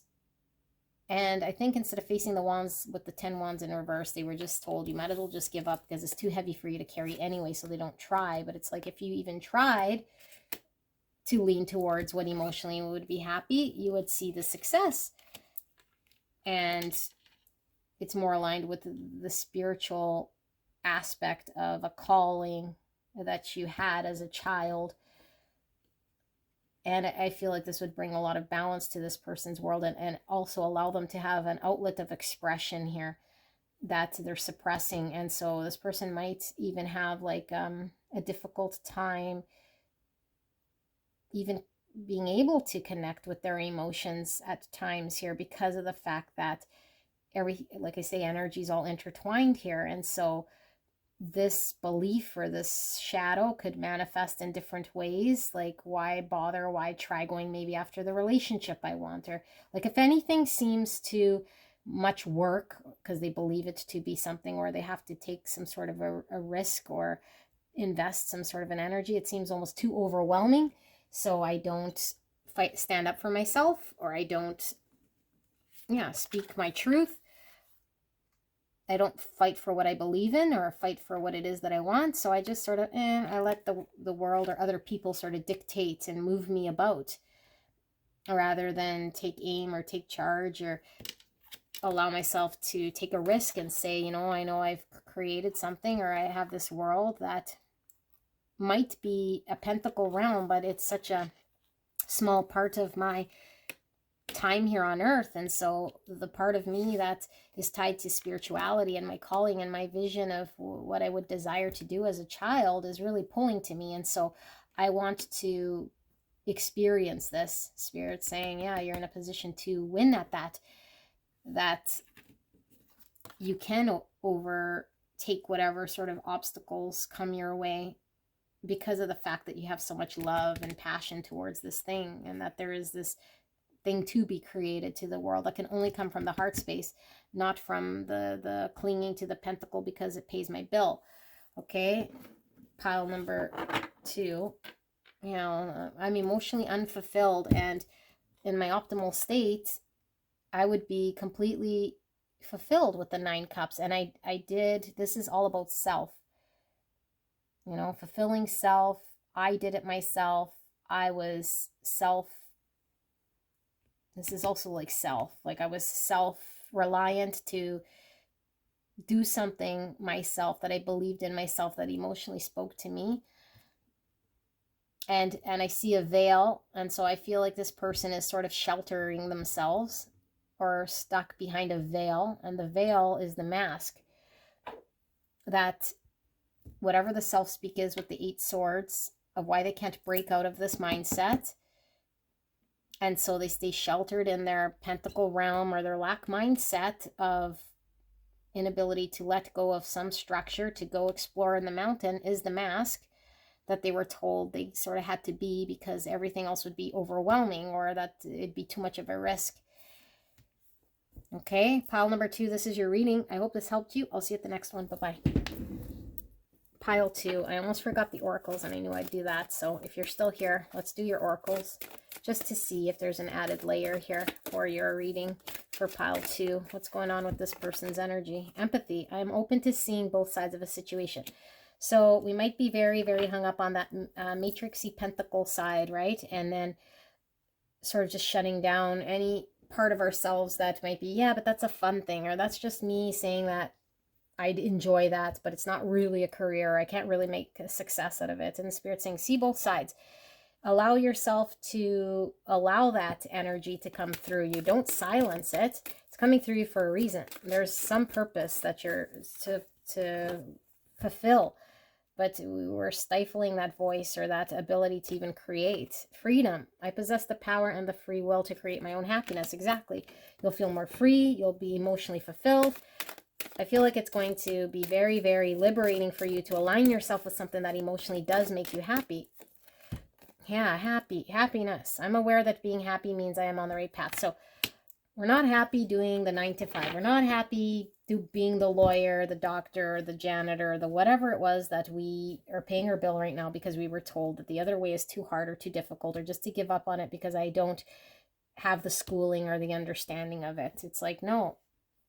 The universe has your back. Okay, so if you want to be liberated, free, aligned with the hermit, your spirituality, find happiness, and be able to connect, I feel, with others, because you'll be in a more liberated state rather than conflicting state. You know, running away from facing whatever sort of you might think is a big challenge would actually be rewarding. And to have some empathy around listening to that side of yourself, the creative part, the heart part, you know, because I feel like you just say, well, that's not really paying the bill. And so you don't even explore it, but there's a real need to explore that. I say you, whatever, whoever this is, okay? Beautiful people, I'll see you at the next one. Bye-bye. Hello, hello, beautiful. Pile number 3, you guys picked the beautiful Onyx Guardian Angel. And I know I didn't hold these up in the initial intro, so take a look. If this is something you're still drawn to, then we will get into your reading. So we're looking at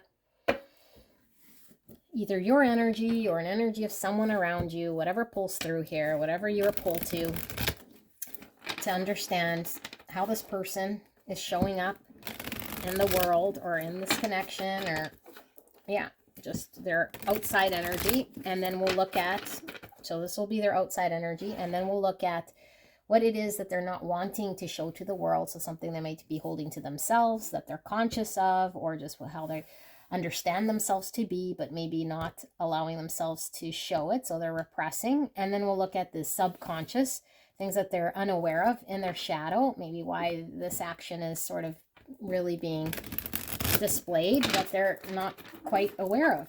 And then we'll look at, which I added to the other piles, the optimal state. So what's this person's optimal state of their highest potential, and what does that look like? Okay, so let's start with this person's energy. So if this sounds like someone you know, then this is how they're going to be understood to you, because we're looking at how they are expressing themselves outwardly. Okay. And like I said, it's definitely could be your energy. So we have 4 cups, which says meditation. We have 2 cups in reverse, which says union. So Spirit, clear and concise message for the greatest and highest good of pile number 3. Please protect me and the viewer as I channel this message for the greatest and highest good of pile 3. Thank you so much, pile 3, for allowing me to tap into your energy, the energy around you at this time. I'm so blessed to be here doing your reading. Wow. Wow, look at this. Every time I touch a card, they all start to move. Everything's so interconnected here. Okay, so we have 6 of Cups in reverse with innocence. And then we have Judgment. And then we have Queen of Pentacles with nurture. And we have the Ace of Cups with love in reverse. And then we have the 8 of Cups in reverse with retreat. And let's pull one more, and then the bottom of the deck. Spirit, clear and concise message regarding pile 3 and this energy. What are they showing in the world energetically here? King of Cups, control. Bottom of the deck, don't read, bottom of the deck reverse, we have the Queen of Swords, independence. Wow. Okay, so cups, cups, cups, cups, cups. Wowzers, and cups. And the swan, which is always talking about compassion and love. So this person, oh my goodness, really giving off a lot of love vibes. We have Gemini, Libra, Aquarius, and Cancer, Scorpio, Pisces, and Virgo, Taurus, Capricorn. Okay, so let me tap into this, although I do feel already what's sort of pulling through, but let me just see.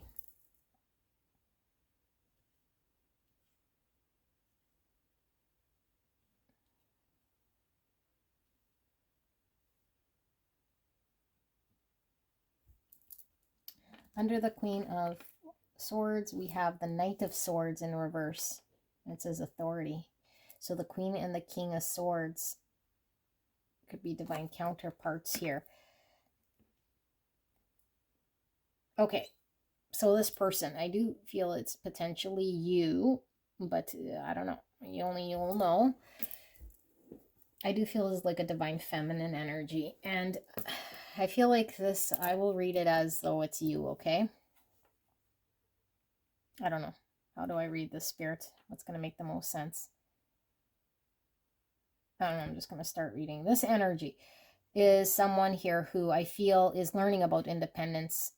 And I feel like in order to learn about their independence, they have to come to some sort of experience that can become clear to them in regards to when they connect with love and another person, what sort of remains their own autonomous energy and what is the person that they are engaged with. Okay, so in relationship in general, it doesn't have to be a love relationship, although I do feel this is more of an intimate, but it doesn't have to necessarily be. It could just be someone who is kind of codependent on roles of individuals in relationship and having to understand their own independent energy, because maybe they haven't been able, and we'll see when we get over here, but able to really fly, you know, like learn about themselves, being independent and not needing anyone to maybe take care of them or shelter them or protect them.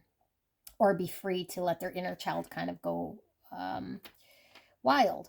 Because I feel this person is learning about independence and nurturing and caring for themselves, not really needing the approval of someone or someone of a greater power that has control over them.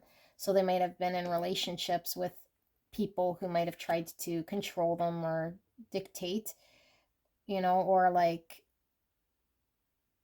yeah, like I feel like this person, there's something about like having the same mindset as the people that they work with. So they might have had an echo chamber of friends, or, or like, and what that means is like they haven't been able to sort of explore on their own, independent of what their community of people say is right and wrong. It's like you have to toe the line of this way of being, and that's what you are. And this person's like, well, they just went along rather than knowing that no, they're not like everyone else or their community or their family or their society or their partner. They're their own individual person with their own ability to have their own mind and run their own stories, sing their own song, do their own thing. And so I feel like this person might have had a difficult time showing themselves, showing parts of themselves that might be, yeah, I just feel this person's had a very difficult time showing parts of themselves. And I do feel like this person has a really, really, really big heart here, okay? But I feel like there's an experience that they had that brought this part of themselves out, that I feel like this person is still emotionally overcoming in some way, that's left a footprint of, or a fingerprint, I should say. I don't know. It's left an impression on this person that they're still having to overcome, that's made them emotionally feel blocked in some way. So I feel like this person carries a lot of harsh judgment of themselves. How to love, how to be. How can I be loved for being me? How can I love myself and guide myself and trust myself, even if my way of being doesn't go with everyone else's belief in me, or what my old belief in myself is, or is approved by everyone else. So I feel like this person has probably had like a failure in a relationship that didn't quite work. Like maybe they got married young in age, and they haven't quite maybe processed or flowed through this unsuccessful marriage or relationship that's left this imprint on them of some experience that they're working on sort of understanding, so that they could get a better truth as to who they are. So they're learning to love themselves without there being a codependency of someone else. Because I feel like this person either needed to be propped up by someone else or has always been tied to someone else. Maybe a soulmate, and like I say, maybe they got married very young and it didn't work, or they just were in a relationship that didn't allow themselves to be independent and free. And so I feel like this person was not emotionally fulfilled in that sort of state, and maybe they just went along and so it became stagnant. And I feel like this person might be someone here who is now having to understand themselves and how they were stagnant, or what it was that they were sacrificing emotionally in order for them to give birth to a new version of self. And I feel like this person's new version of self is they really like relationship and connecting. And so I feel like in order for them to do this, there's a need to really love self and know self-value and self-worth, and work on walking away and leaving situations that emotionally are not fulfilling sooner, or at least recognizing what's fulfilling and what isn't. What can I leave, and what do I commit to, and what is actually really emotionally pleasant for me and what isn't. Honestly, based on my experience and a truth here that I think this person is still learning and recognizing. I think they were too controlled in their environment of how to love and how to be, in a relationship.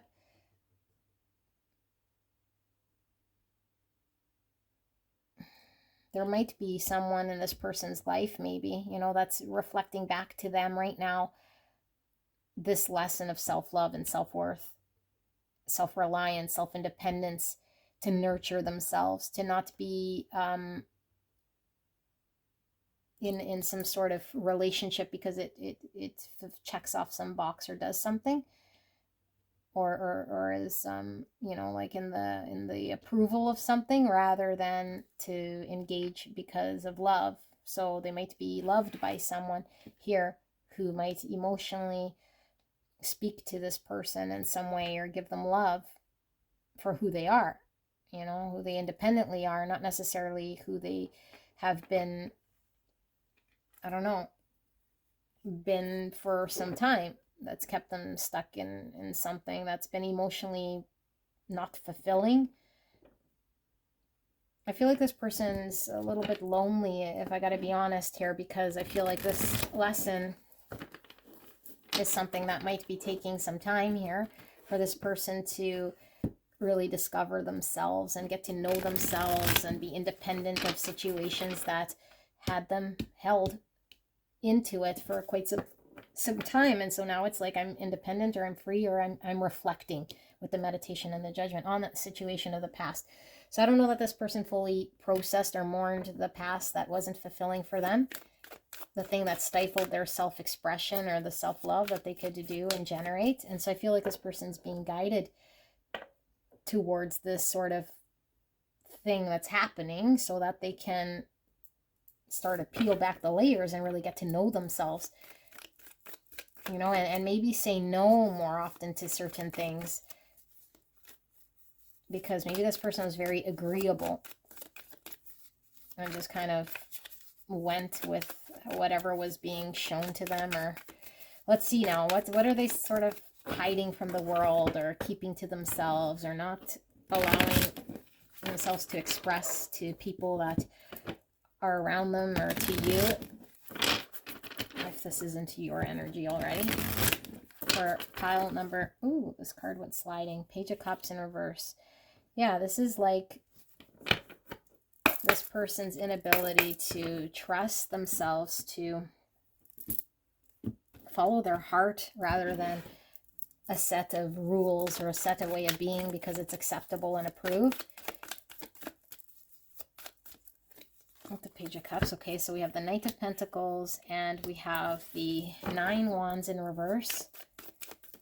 What is it that pile number 3 is not showing to the world, or hiding from expressing here? That they're aware of the Moon. Cancer, Pisces. Queen of Wands in reverse. Aries, Leo, Sagittarius. And this is the Shuffle Tarot. So here we have the Magician. Here we have the Queen of Wands in the Queen of Wands scene. Okay, nothing major there. And then the 9 Swords, which is the 9 Wands scene. What is pile number 3 holding back? The Hierophant in reverse, Taurus energy, with the Temperance made of stone. So we got Taurus and Sagittarius, Aries, Leo, Sagittarius, Pisces, Cancer, and then with the Magician, some Gemini, Virgo. Okay, and then we got the 10 Swords in reverse. One more. We have 8 Pentacles, and that's the 8 Cup scene. And then we have the King of Swords, which is Gemini, Libra, Aquarius, and the 4 Cups, which we started off. There's a lot of reflecting, like there's the 4 Cups, there's the King of Swords, and there's the King of Swords. Okay, let me see, what is it telling us here? What's under 4 Cups? Hangman with the Temperance. No, that's not Temperance, I'm sorry, that's the Maiden from the Strength card that wrestles with the Lion. So Pisces. Okay, let's see.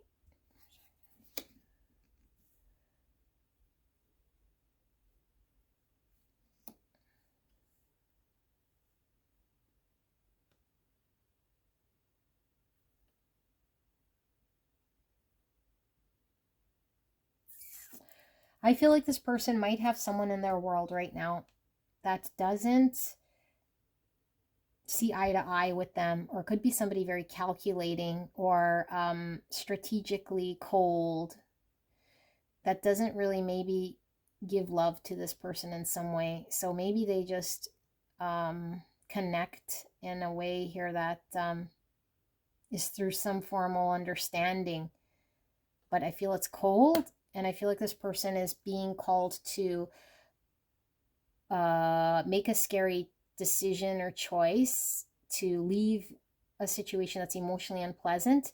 But I feel like there's a lot of fear around maybe leaving the practical part of that connection or that arrangement or setup to actually call it quits. And it could be a marriage, it could be just a lifestyle, or a committed person that this person is involved with here, in order to explore on their own and believe in themselves and feel confident in themselves to take a chance to just detach from whatever this situation is. Because I feel this person is still wrapped up, or at least trying to come out or close that part of their world that doesn't really make a whole lot of sense. And I feel this person feels stuck to that conventional way that is so unconventional for them, if that makes sense. I feel this person's been betrayed with the 3 swords, or very hurt in this situation. And it's because I feel like with the 3 swords and the 7 swords creating this 10 swords, the 7 swords is really, there was a lot of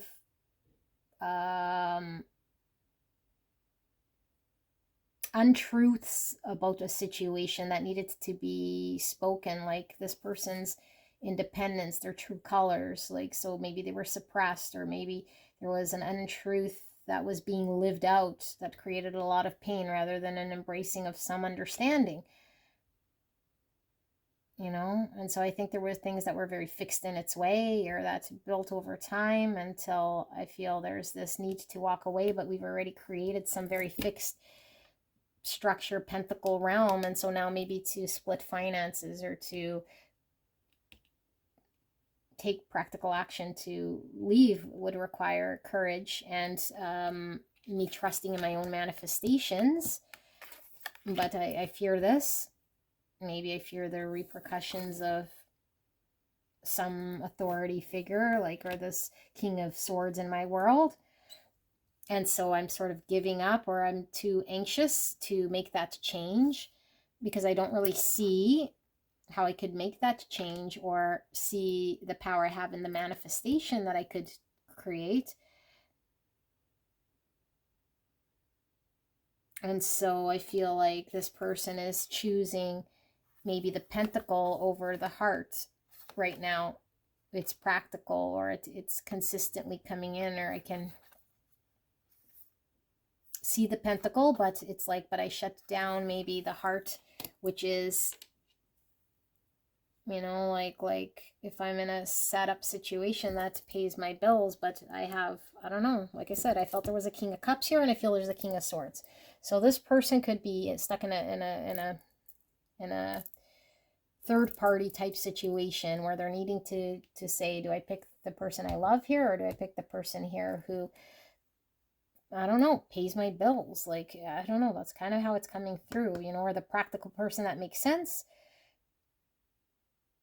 because there's some cultural conditioning, or some sort of way I'm supposed to do, because society says that I should, or because I'm married to this person, or committed in some way, or my tradition and my beliefs and my upbringing tell me? Or do I just become my own independent person who shows self-love by choosing the thing that I actually feel connected to in a heart space here, and exploring this? But I'm going to not explore this, because it would require me to put an end to something here and walk away. Okay, so let's see the suppression then, because I feel like what we have here in the shadow is somebody who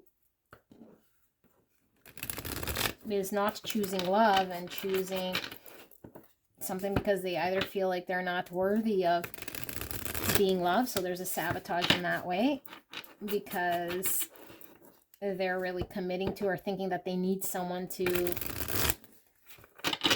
fill them in some way here. And once they rely on their own self, they'll know they can create and birth the version of themselves that could be emotionally happy.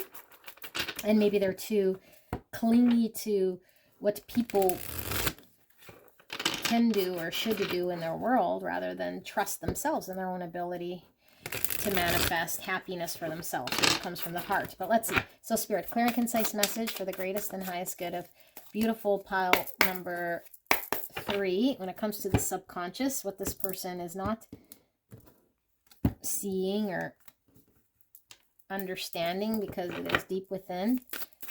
What is going on in the subconscious with this person, please? Thank you so much, Spirit.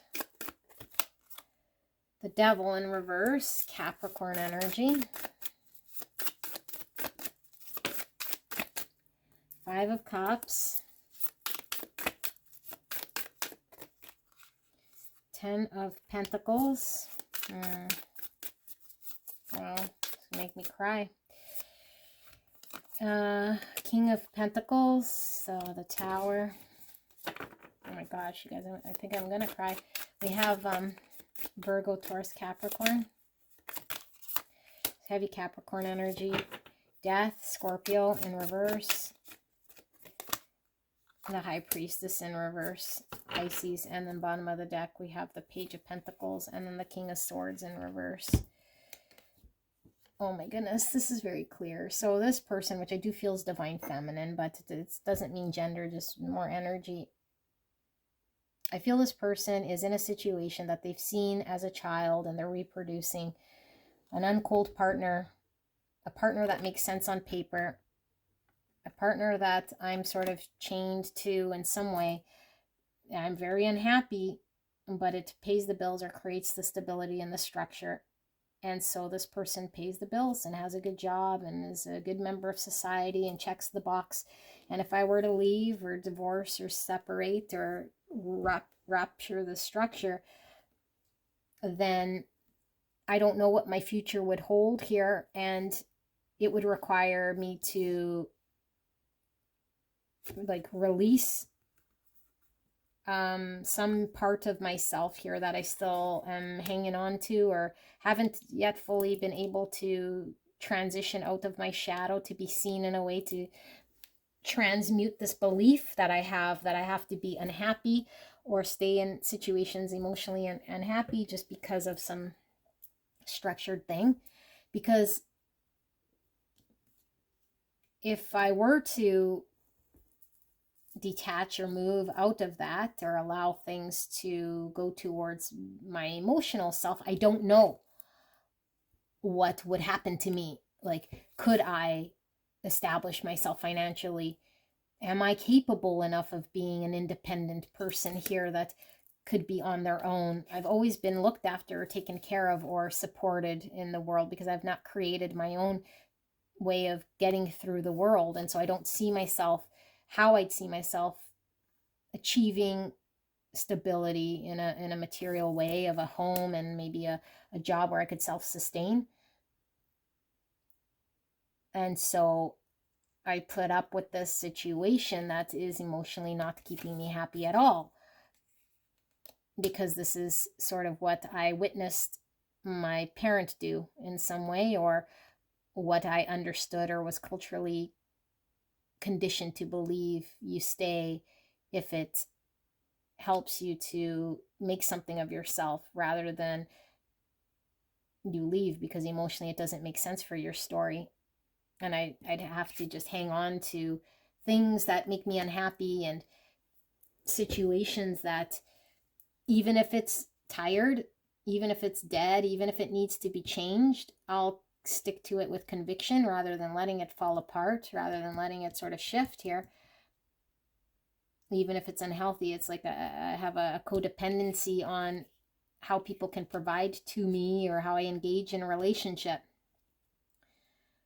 based on that fear of change or fear of the unknown or fear of me like doing things differently than what it was that I've always known,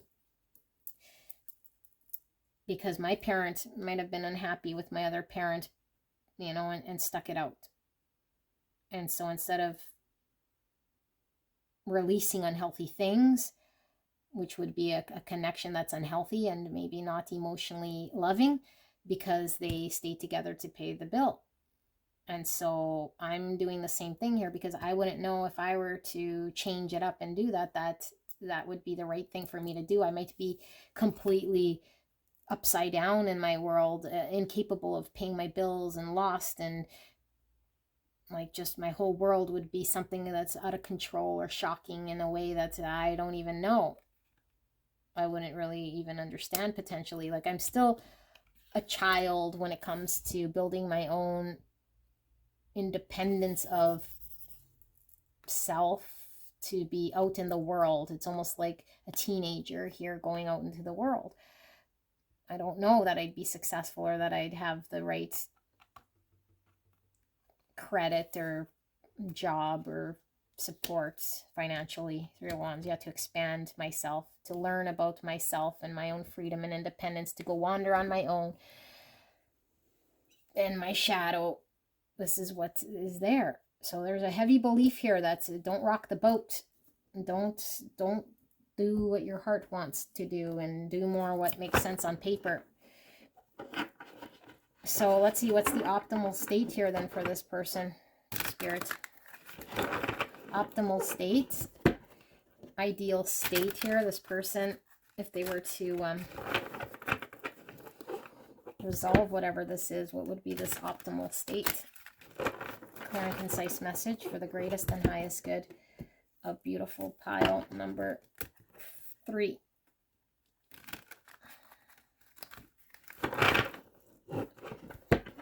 This person needs to definitely allow themselves a little more credit. You know, credit in themselves. There's just a lot of fear of the unknown. You know, Queen of Swords there again with the independence. So we have Gemini, Libra, Aquarius, and 7 Swords. So 7 Swords is where we're not allowing ourselves to be seen. And so we might be trying to fit into a situation and go along with the situation, even though it doesn't represent us. And we need to shut up in a way here, maybe, you know. But I feel like there's something else going on with this person. And I do feel there is a King of Cups in this person's world. So I don't know if you're this Queen of Swords, or working on a Queen of Swords, and working on a Queen of Pentacles energy, because I feel like there's maybe a King of Cups here that's like showing up in the love space, but it's like I'm dealing with a situation here where I'm sneakily sort of dealing with something else here. Yeah, this is the mask, the ego with the 6 Wands. So everyone sees me in one way, but I'm really another. Everyone sees me in one way, but I'm really another, because what my heart's really calling for another way. Page of Wands, to go explore. But the shadow part of me wouldn't want to explore because of the unknown, but the youthful part of me, the youthful part wants to go out and explore. Oh my goodness. You guys see that? Lots. These fell in my lap. Let's read them. Let's read them. And I do have ones that fell down. Hang on one sec.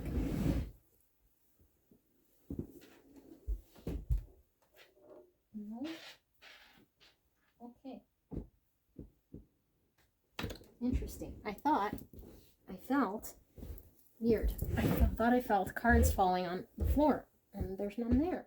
Okay, none there. How are we going to do this?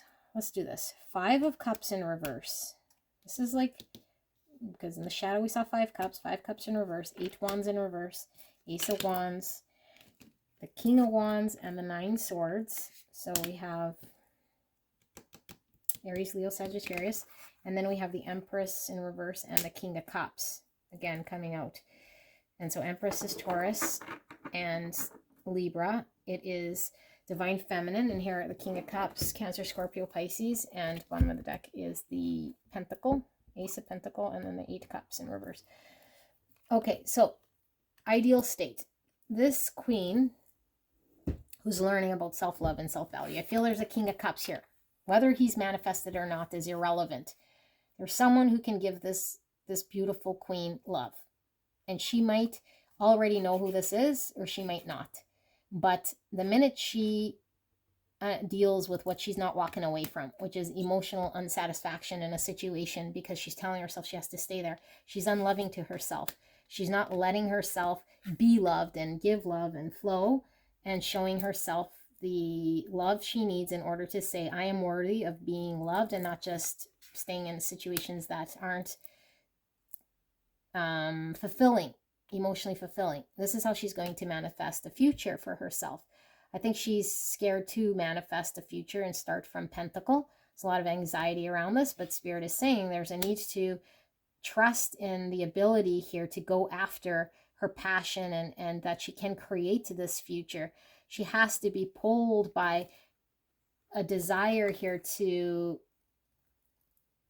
accomplish this manifestation and listen to this and go after this. But there is anxiety, and as long as she stays stuck in whatever stories she's telling herself and not communicating her truth and not going after her truth, she'll be in a situation that's emotionally unhappy. And so Spirit's saying, come out of this emotionally unhappy situation that you're in, because you're just sort of lying to self and covering it up and not speaking a truth and not having movement in your life.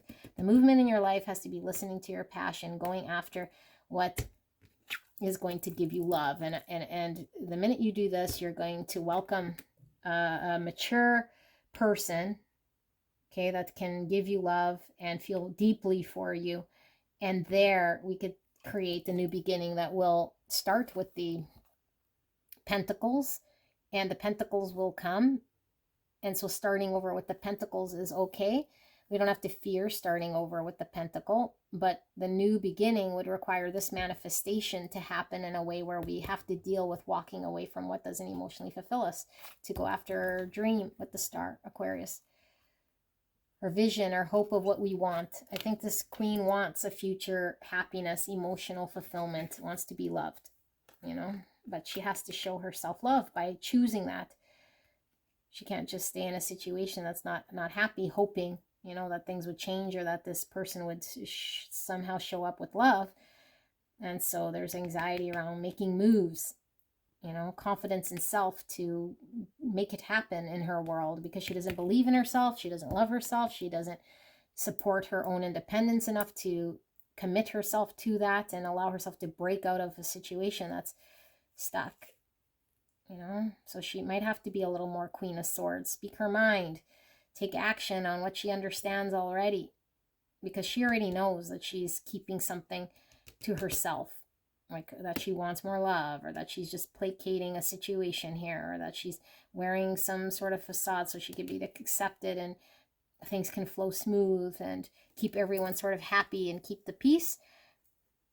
Okay, so let's see some oracles and see if we can get another layer here for this pile 3. Spirit, what does pile 3 need to know energetically about this person that we're tapped into?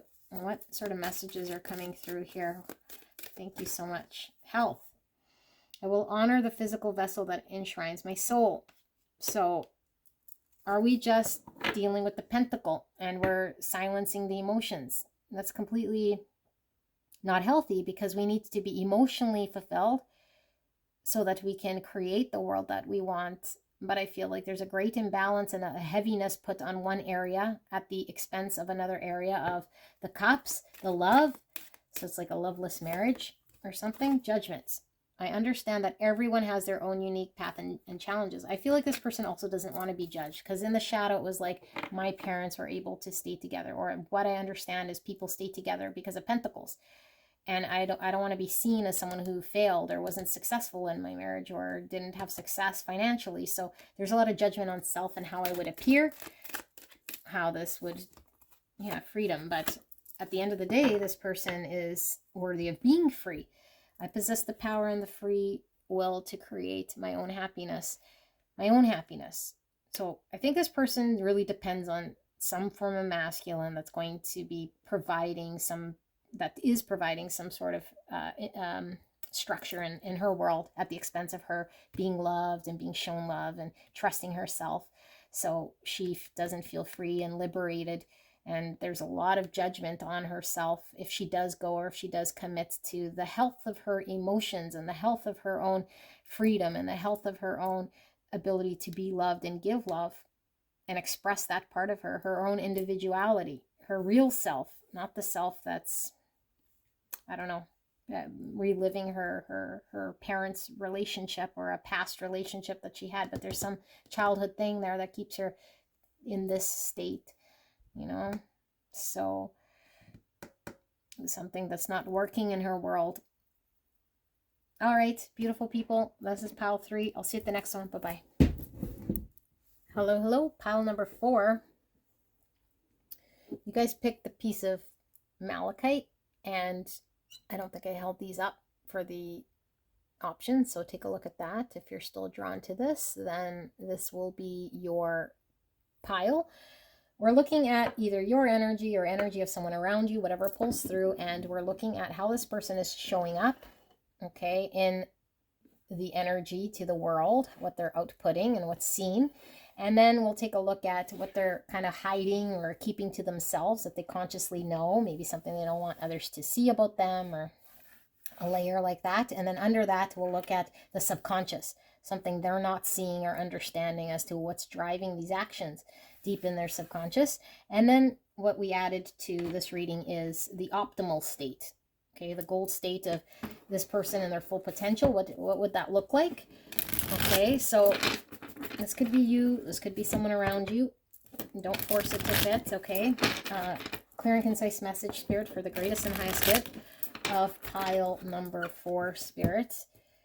Who's this person pulling through? So if you don't recognize this first bit, then it's definitely not your reading, because this is going to be how this person is being seen outwardly, okay? Clear and concise message, Spirit. Please protect me and the viewer as I channel this message for the greatest and highest good of pile number 4. Thank you so much, pile 4, for allowing me to tap into your energy, the energy around you at this time. I'm so blessed to be here doing this reading with you.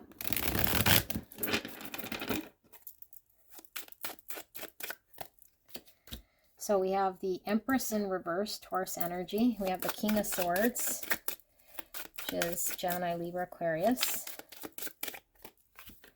We have the 6 Swords, which says transition. King of Swords is authority. 4 Swords says rest. How's this person showing up, Spirit? We have resilience with the 9 of Wands. We have the Ace of Pentacles, that says wealth. And then we have the 2 Pentacles, that says change in reverse. And one more. How is this person showing up in this world? The Ace of Swords with clarity. And then the bottom of the deck, we have perspective, which is the Hanged Man, Pisces. So let me sit with this energy and see what's coming through. What's under Hangman? We have the Hermit in reverse, Virgo energy.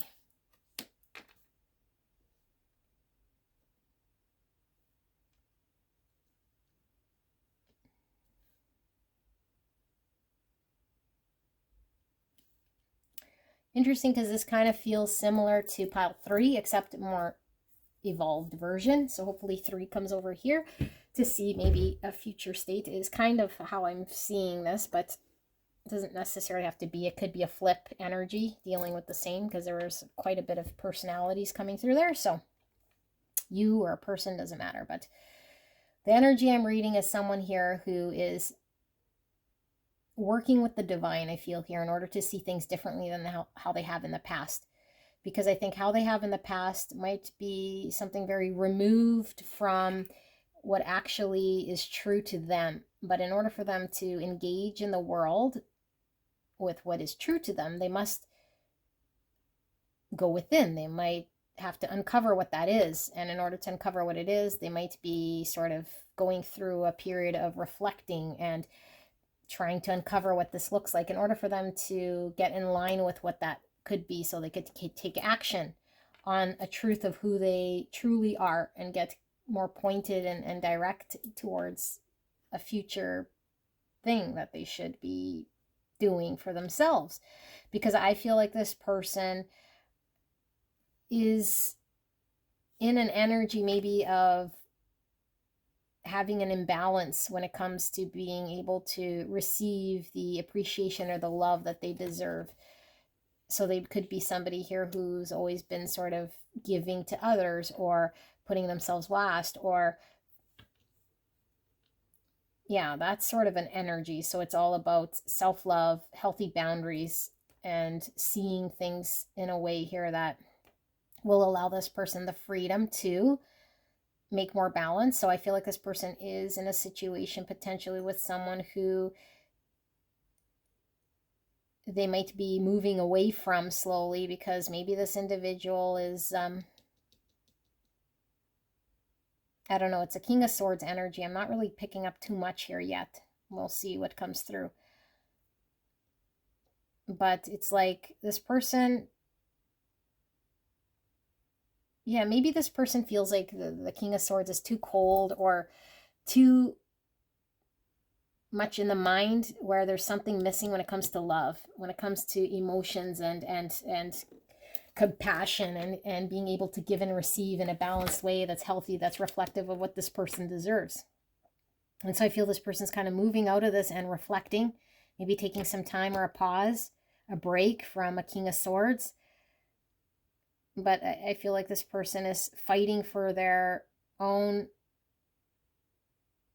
like what it is they deserve. Like they're fighting for, I want to be loved and I want things to be balanced. I want to be shown and appreciated for my value and for all the things that I deserve. And this is what I want to manifest. That version of me at the expense of taking a chance or making a decision to get out of anything that isn't clear or that isn't decisive or that isn't, yeah, like I feel this person is wanting to do whatever, even if it requires making change, in order to exchange it for clarity so that they could be more aligned with a situation that isn't their current state with whoever they're dealing with here with this King of Swords energy, which I already said. So this person is a fighter. This person is someone here who speaks truth. I think this person really honors truth, values truth. I think this person generally acts in line with truth as long as it's understood. But I think this person doesn't see their own beauty, like, or their own value, like I said, because they tend to put themselves behind other people. So I don't think they know how beautiful they are, really. They don't know the true depth of how special they are or what sort of value they bring to people. I feel like this person is potentially somebody who is quite spiritual, but maybe is someone here who has been untapped potential when it comes to their spiritual side or being able to act in line with what spiritually makes sense to them. And so they're probably taking some sort of chance or risk or about to, because they're contemplating what does it mean to make shifts so that I can manifest things that actually are abundant for me. That's what I want to fight for. And so they might be very boundaried up against any energy that might seem similar to that which they experienced in the past that made them start this journey in the first place. I feel it's a slow journey, but this person is pulling or slowly moving out of a situation that doesn't really seem like it's giving emotions to this person in a way that makes them feel connected. This person wants to connect to themselves, and I think they're choosing themselves. And I think they're gaining a different sort of understanding about who they're dealing with and the situation that they're dealing with. And I feel it's a slow but sure move out of that in order to get closer to what the self really wants. King of Pentacles, power. So the King of Pentacles is the established king that's reliant and can build a future here of stability, commitment, father energy. So I think this person wants to build and create here with an energy here of someone that can actually tangibly create a future that this person would want. And I think they're contemplating, like, what does that look like? Can I get honest about what that would look like for me spiritually and from a point of view that I haven't been able to see up until yet in my life, because I haven't known my value or been abundant enough to choose that for myself. And now I want to fight for this, or I want to, yeah, create boundaries and keep people out that aren't aligned with that. So let's see what they're not showing to the world, or parts of themselves that they're still keeping to themselves. So we have the World in reverse, and this is the Shuffle Tarot. So you see the Justice there, the lady from the Justice card. So that's Libra, and that's in reverse. And so we have 4 Wands in the scene of the 4 Cups. We have the Queen of Cups in reverse. That's Cancer, Scorpio, Pisces. Spirit for pile number 4 and this energy. What is it that this person is sort of not showing? 10 Swords in reverse. The Sun in reverse, and there's the Emperor in reverse. So Aries, Leo.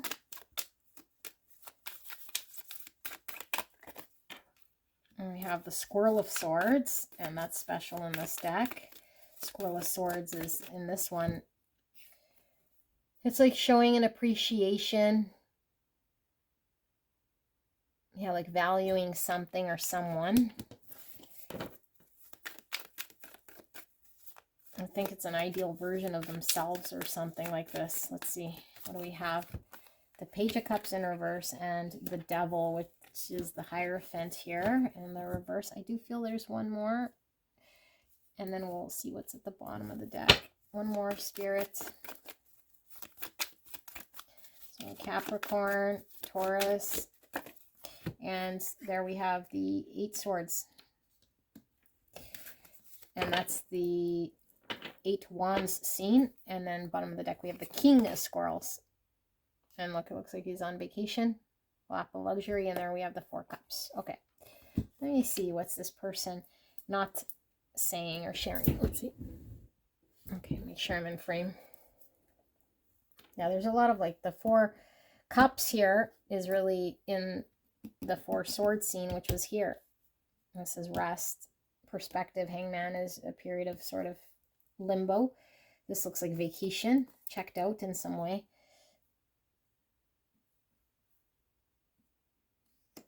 Okay.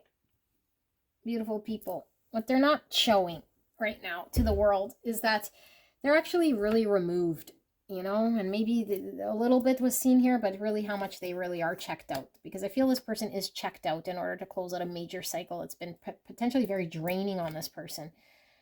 They're not really interested, I feel here, in creating something unless it is understood to be really in line with what they want. And so in order to really understand this, they're doing whatever it takes to really get clear about who am I, what do I deserve, flip my understanding on the side so that I'm no longer in a position where I'm being played second fiddle or not getting what I want. And so if someone comes to me with any energy here, I'm not in the mood to accept it or take it at this point. I don't feel connected to my emotions in a way here that wants to engage with this King of Swords potentially, because the King of Swords is coming in more on a mental level, and I feel emotionally disconnected and not emotionally wanting to give to the situation. It's not creating the structure or the stability or even the commitment here that I want, or I know that there's some form of stability that I can build and commit to that hasn't happened in some way here. And so I'm working on closing out something here that's been very painful, and I'm embracing some form of truth that might have been in the shadow, or that I didn't want to accept, or was in denial about, that I'm now understanding. Maybe something's come to light, or I'm embracing some painful truth that I now understand I want to deal with, which is close this out, because I've been very unhappy and I haven't been able to enjoy what it is that I deserve. And I deserve happiness, I deserve joy, I deserve clarity, and I haven't been provided clarity if I've been in a 7 sword situation, especially with the King of Swords, who hasn't filled me in on something here. And so I feel like I don't want to invest my emotions until it depletes me. And maybe this King of Swords hasn't really been an emperor to make things happen in a way of the committed future, or the building of the future, and maybe been sort of not invested or not engaged in a way, which has made me feel not empowered. But I have an idolized understanding of what I want that speaks to me, that makes me feel very warm and fuzzy, that makes me feel like this is, I'll know what it is that I want, because I can feel it within me, of something that I carry within me that I understand would fill me up, would bring a part of me out, and it hasn't happened yet. So I feel like I'm missing out on that, and I don't want to just give myself or give love or explore any old thing here, because I would be in a situation that I'm trying to get myself out of, something that might have been keeping me stuck with the devil, or making me feel like I was chained to a person or a situation that was dry or not balanced, or not showing me my appreciation at all. I don't want to be in that. I don't want to commit to that. Or maybe someone wasn't committed enough, and I was stuck, and they weren't expressive or sharing, and it's like I wanted that, or and so I got to move out of this energy, and I'm moving out.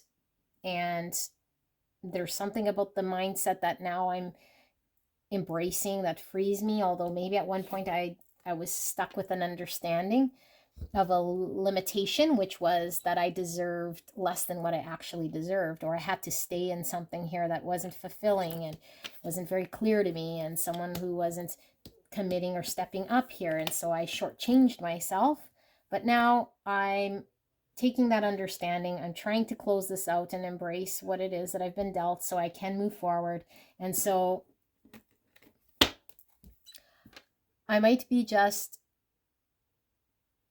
indifferent, maybe I'm just like disconnected here, not interested really, and kind of, yeah, unless it's what I know here, or like someone empowered, or someone committed, or someone that speaks that thing that I feel like was missing, or that could be understood, then I'm just gonna sort of sit here and wait and chill, but I don't feel there's any sort of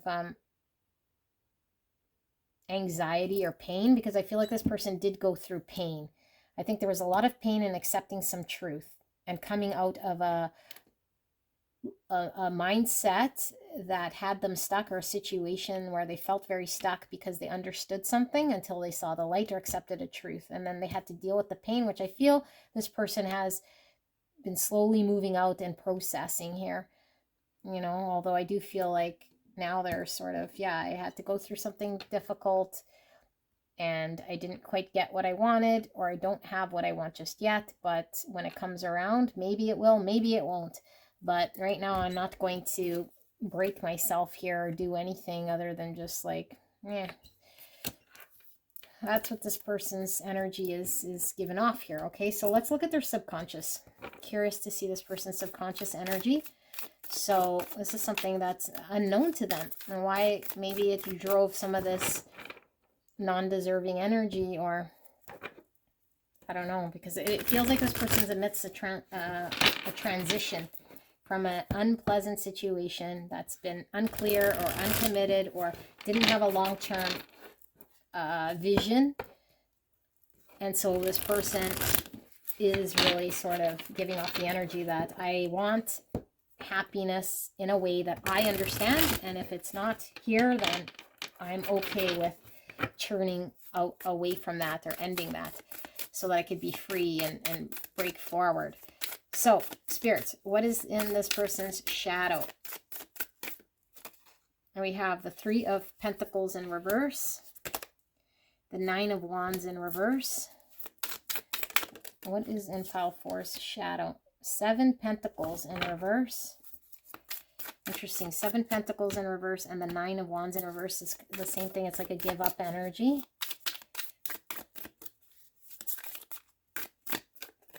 And we have the Page of Swords in reverse, the Death, Scorpio energy in reverse. So far, every card has been in reverse. And the Queen of Swords in reverse. My goodness. The Fool, Aquarius. In the upright, one more. No, let's do that again. Pile number 4's shadow, spirits. The Knight of Pentacles in reverse. And bottom of the deck is the Hierophant, Taurus energy. And under the Hierophant, we have the Ace of Wands. Okay.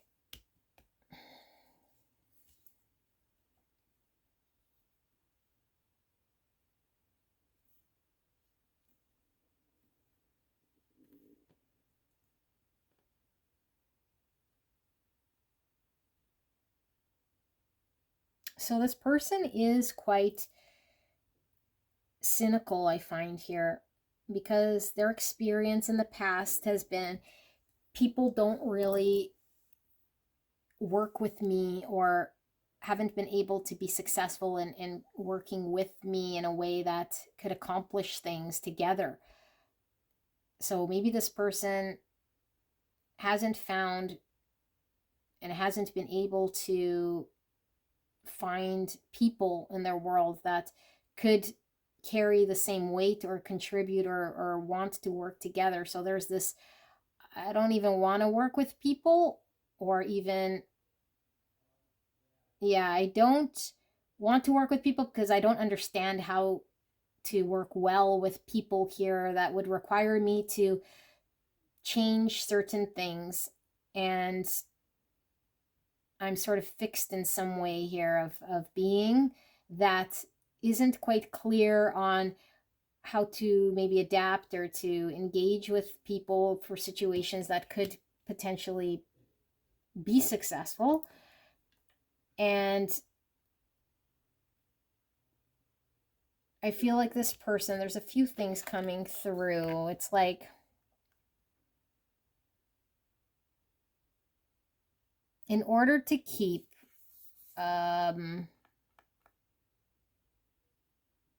things in a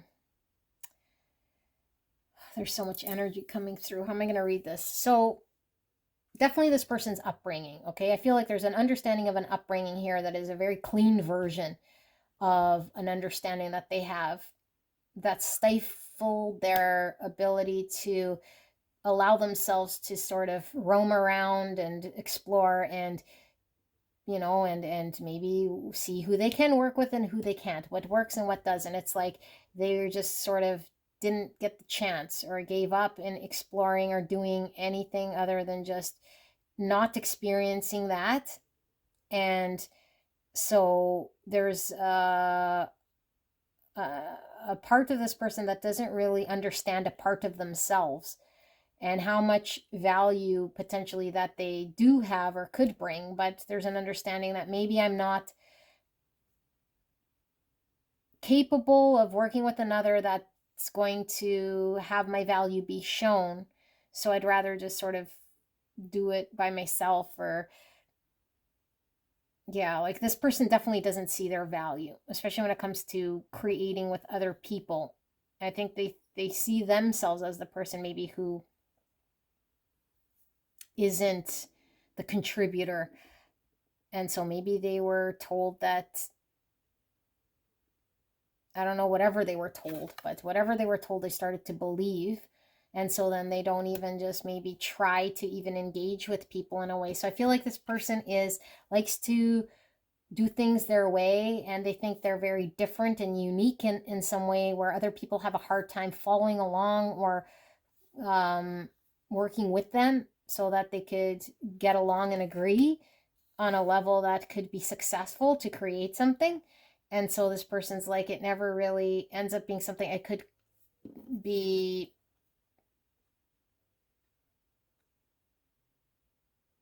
I always come over the same hurdle or the same obstacle, and nothing really gets created or done. Even if I continuously sort of work with people, it doesn't amount to anything until I just break free and do my own thing, you know? So I don't know how that ties into all of that yet. But that's what I see. It's almost like I haven't been able to create in the past with people at all. So people are disappointing in some way, and I feel like there's like a deficiency on their end, because they would be required to fit into other people that they don't think is accepted. It's like, people don't accept me already, so I might as well just not even try. Okay, so now I see what's going on here. Obviously, people want to connect. Obviously, people will come into relationships that make them feel a certain way. I feel like this person has come into some form of relationship that is reflecting back to this person how they've been historically, and in their shadow historically, they give up. And they give up on people. So they're probably somebody who doesn't like to date, somebody who doesn't like to change themselves, somebody who doesn't like to do anything different, because this person feels like how they are on their own isn't enough to contribute to a situation. So they don't see themselves. They don't see the value they have in themselves. They can't even see how they could work well with others without having to change themselves or be who they're not. Because this person's an independent, free soul, free spirit here in some way. But if they were to understand that their energy is approved and loved and accepted the way they are, that they could show up however they are, that they'd be desired however they are, then they would allow themselves to engage and work with others. But I feel like this person stops themselves or feels like they can't, because this is the upbringing and understanding that they have. And I feel like this person's created a world for themselves that's been their doing. So I understand myself to be one way, and it's been the solo way or my way of doing something here. So I've shut myself out of other people. And I've done this specifically because I might have thought that that was, like why it was. I don't know how to explain this, but I feel like this person just would rather not work with other people because they automatically assume that they're going to not be of value for that person, and that person would not like to work with them or would see some issue with how they think and how they do things. And so it's like, well, if no one's going to appreciate me, if no one's going to value me, if no one can see the value that I see, and I have already created this world for myself without anyone's needing me and me needing anyone else, then that's the world I'm going to do, But it's sad. It's like, no, you don't have to build a world by yourself. That's not a really clear understanding. And I think this person thinks they're like not really pleasant. Like they might think they're also like difficult to work with, or a difficult personality, because they want things to be in a certain way that's unique and expressive and different, and explore what that is without maybe being conventional or tied down or stuck to something. And so there is something that's conventional that might not do it for this person, that doesn't get them going in some way. Like, let's see if we see some more, because I don't know that really explained it so much, but I do feel that's sort of what's pulling through. So let's see. So we have Aquarius. I think I already said this, but Gemini, Libra, Aquarius, Scorpio, and Taurus. Spirits, what am I missing here for the shadow? What am I missing here for this person's shadow self? Ace of Pentacles in reverse. It's like this Knight of Pentacles in reverse. It's like I can't manifest with others, is what they feel. They can't. Strength. There's a held back energy and a need for them to allow themselves to, I think they want to work with others and they want to be approved and accepted, but it's like, I feel like I can't create with others because maybe I'm not accepted as I am. Two of Cups. Yeah, they want to work with others and they hold themselves back from working with other people because they think they can't create. Yeah, Five Pentacles. They think they can't, or they don't have enough, or they're not good enough. Seven Swords. Yeah, they're in some form of wearing a mask and just, I'll do it myself and I'll just kind of keep to myself and I'll not be really upfront about I don't know, like why it is that I'm doing what I'm doing here, because there's some part of them that really wants to be approved and accepted that other people might not have shown them in the past. So they'd rather than just sabotage themselves by working alone, sabotage themselves by not connecting and creating with other people or even showing up, so they just don't show up in the first place. Let's see now, what's the optimal state then for this person? So we have Temperance in reverse. That's getting balance. Sagittarius. Yeah, this person is definitely out of balance because I think they want to do things alone because they tell themselves that's the only way it's going to get done, rather than trusting that they can work with other people and be successful. But it's like, I don't want to find out that that person doesn't want to work with me or doesn't like me or wants me to change how I am. And therefore, then I'll just work on my own or by myself and lie to myself and say that I could do it all on my own. Not balanced, need for healing. Devil energy, Capricorn energy, Sagittarius energy, Justice in reverse, Libra energy. Lots of major arcana here. 10 Wands. And what is the ideal state here, Spirit, for pile number 4 here? 2 Cups. Yeah. And the King of Wands. And the Tower. One more. Queen of Wands. And the Death. And under that's the 7 Swords. This person's wearing a mask of needing to do things themselves because they tell themselves maybe they could do it better, or they're better off alone, or they're better when other people aren't up in their mix. Okay. And that's a lie. That's something that they're having to completely transform of themselves, because Spirit is saying ideally they can work well with someone. Ideally they are capable of this, and they're the ones carrying a heavy burden right now, and they're chained to some belief right now that creates a lot of imbalance that needs to be healed, and they're not bringing justice to them and other connections that they can be involved with that could be balanced, that could come together and flow in a state if they were to show up and cooperate. It's too heavy for them to carry the understanding that they do, because I feel like this person feels like the other person would let them down. The other person would not be showing up in the same way. So it's like, I would show up, I'd be dedicated, I'd be manifesting, and the other person wouldn't understand my vision. The other person wouldn't want to be on the same page as me, wouldn't agree with what it is that I want to create, and that would be devastating for me.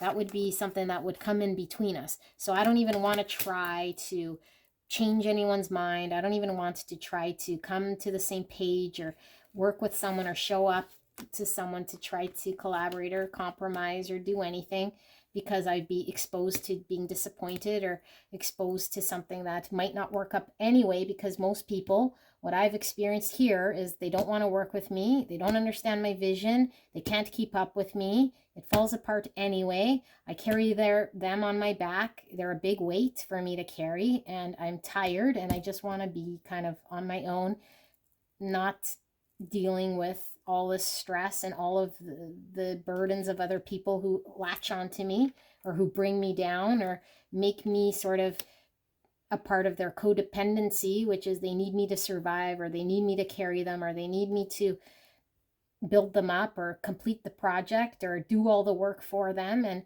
why do all the work for someone else in a relationship when I could just be by myself then and be appreciated, you know? And so there's a lot here about appreciation, value. Like, I want to be valued. I should be appreciated. And in historical relationships and past, people haven't been able to see me, keep up with me, work with me, been dependent on me, and it's been nothing but a struggle and an imbalance for me, and an experience here that hasn't been two-sided. It's been one-sided, and it's kept me stuck, and it's kept me in an unhealthy engagement with these people. And so I think this person doesn't have a good taste in their mouth about what relationship is. And so the ideal version of them would be to transform and release this experience that they had in the past, which I think might have been an unhealthy relationship that was codependent, where this person had to carry the weight, or somebody was just sort of dead weight, or didn't see their vision, or didn't appreciate all that they did, or didn't support them in the way here, you know, and so it fell apart, or it fell apart. And so I think this person's understanding of relationship and collaboration and cooperation also went tumbling down with it, unfortunately. So yeah, now they lie to self and they say, I don't need a relationship, or I don't need a partner here that's going to say that they're my other half, or that they could support me or work with me. I don't believe it to be true.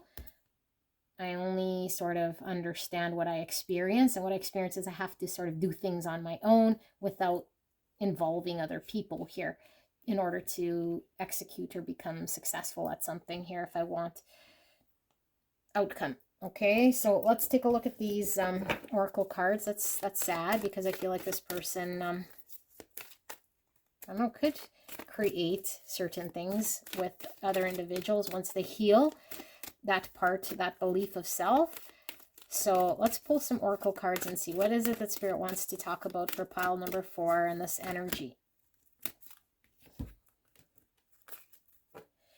Loneliness. I know that I am never alone. Yeah, so they're choosing to be alone rather than disappointed in something falling apart and working with someone else who might not be able to keep up, or in their belief of whatever being fulfilled by someone else.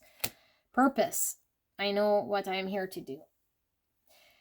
I think this person feels like they can only solely conquer what they need to on their own, and so therefore it's like there is a misalignment here when it comes to them being able to work with another to achieve a purpose, rather than them thinking that they can only sort of accomplish their purpose by doing it alone. And it's perpetuating this loneliness. Honesty. I can't always expect the truth from others, but I can expect it from myself. That's exactly the energy. That's exactly it. It's like, I don't trust anyone else to show up for me now. Adversity. I accept that challenges are the best way to learn. So Spirit is saying here, we had an experience that was challenging, and so, you know, maybe we have seen a different perspective of people. And I think, I don't know if this person's turned bitter about it, but Spirit's really saying, like, let's learn from this experience. So now we know who is a partner that would be more readily available to collaborate and work with us because of the experience we had, rather than just chalking it off as everyone is sort of untrustworthy, or everyone else is going to be dead weight and I'd rather just be alone forever than, you know, having to do this. But I feel like this experience has made this person feel like they have to be alone, because they experienced a challenging situation that's tainted them on all relationship here, you know, or at least here I didn't really get it. I feel this person is saying, I know now maybe what would work for me and what doesn't. And it's like, now I know if something doesn't work for me, I'm going to call it out, or just not even let it build up. I'm not going to let it build up. I'm going to know what my value is. And so here I sit waiting for that person to show up in a way without lying to myself. Because remember, this person went through this. I lied to myself, or I believed in something that ended up hurting me. And so once I embraced the truth, which was very painful, I had to become honest with what was hidden. What was hidden was an 8 swords, a belief I had maybe that this person would do or be something that they weren't, and they were incapable, and I had to carry this weight, and I was chained to it or stuck to it or codependent on it, and it made me feel limited. And so it fell apart and it was painful. And so now it's like, I won't allow anyone into this until, you know, I fully am free from all this, because I still feel this person slowly moving out of that. Okay, pile 4, this is your reading. I love you very much. I'll see you at the next one. Bye-bye.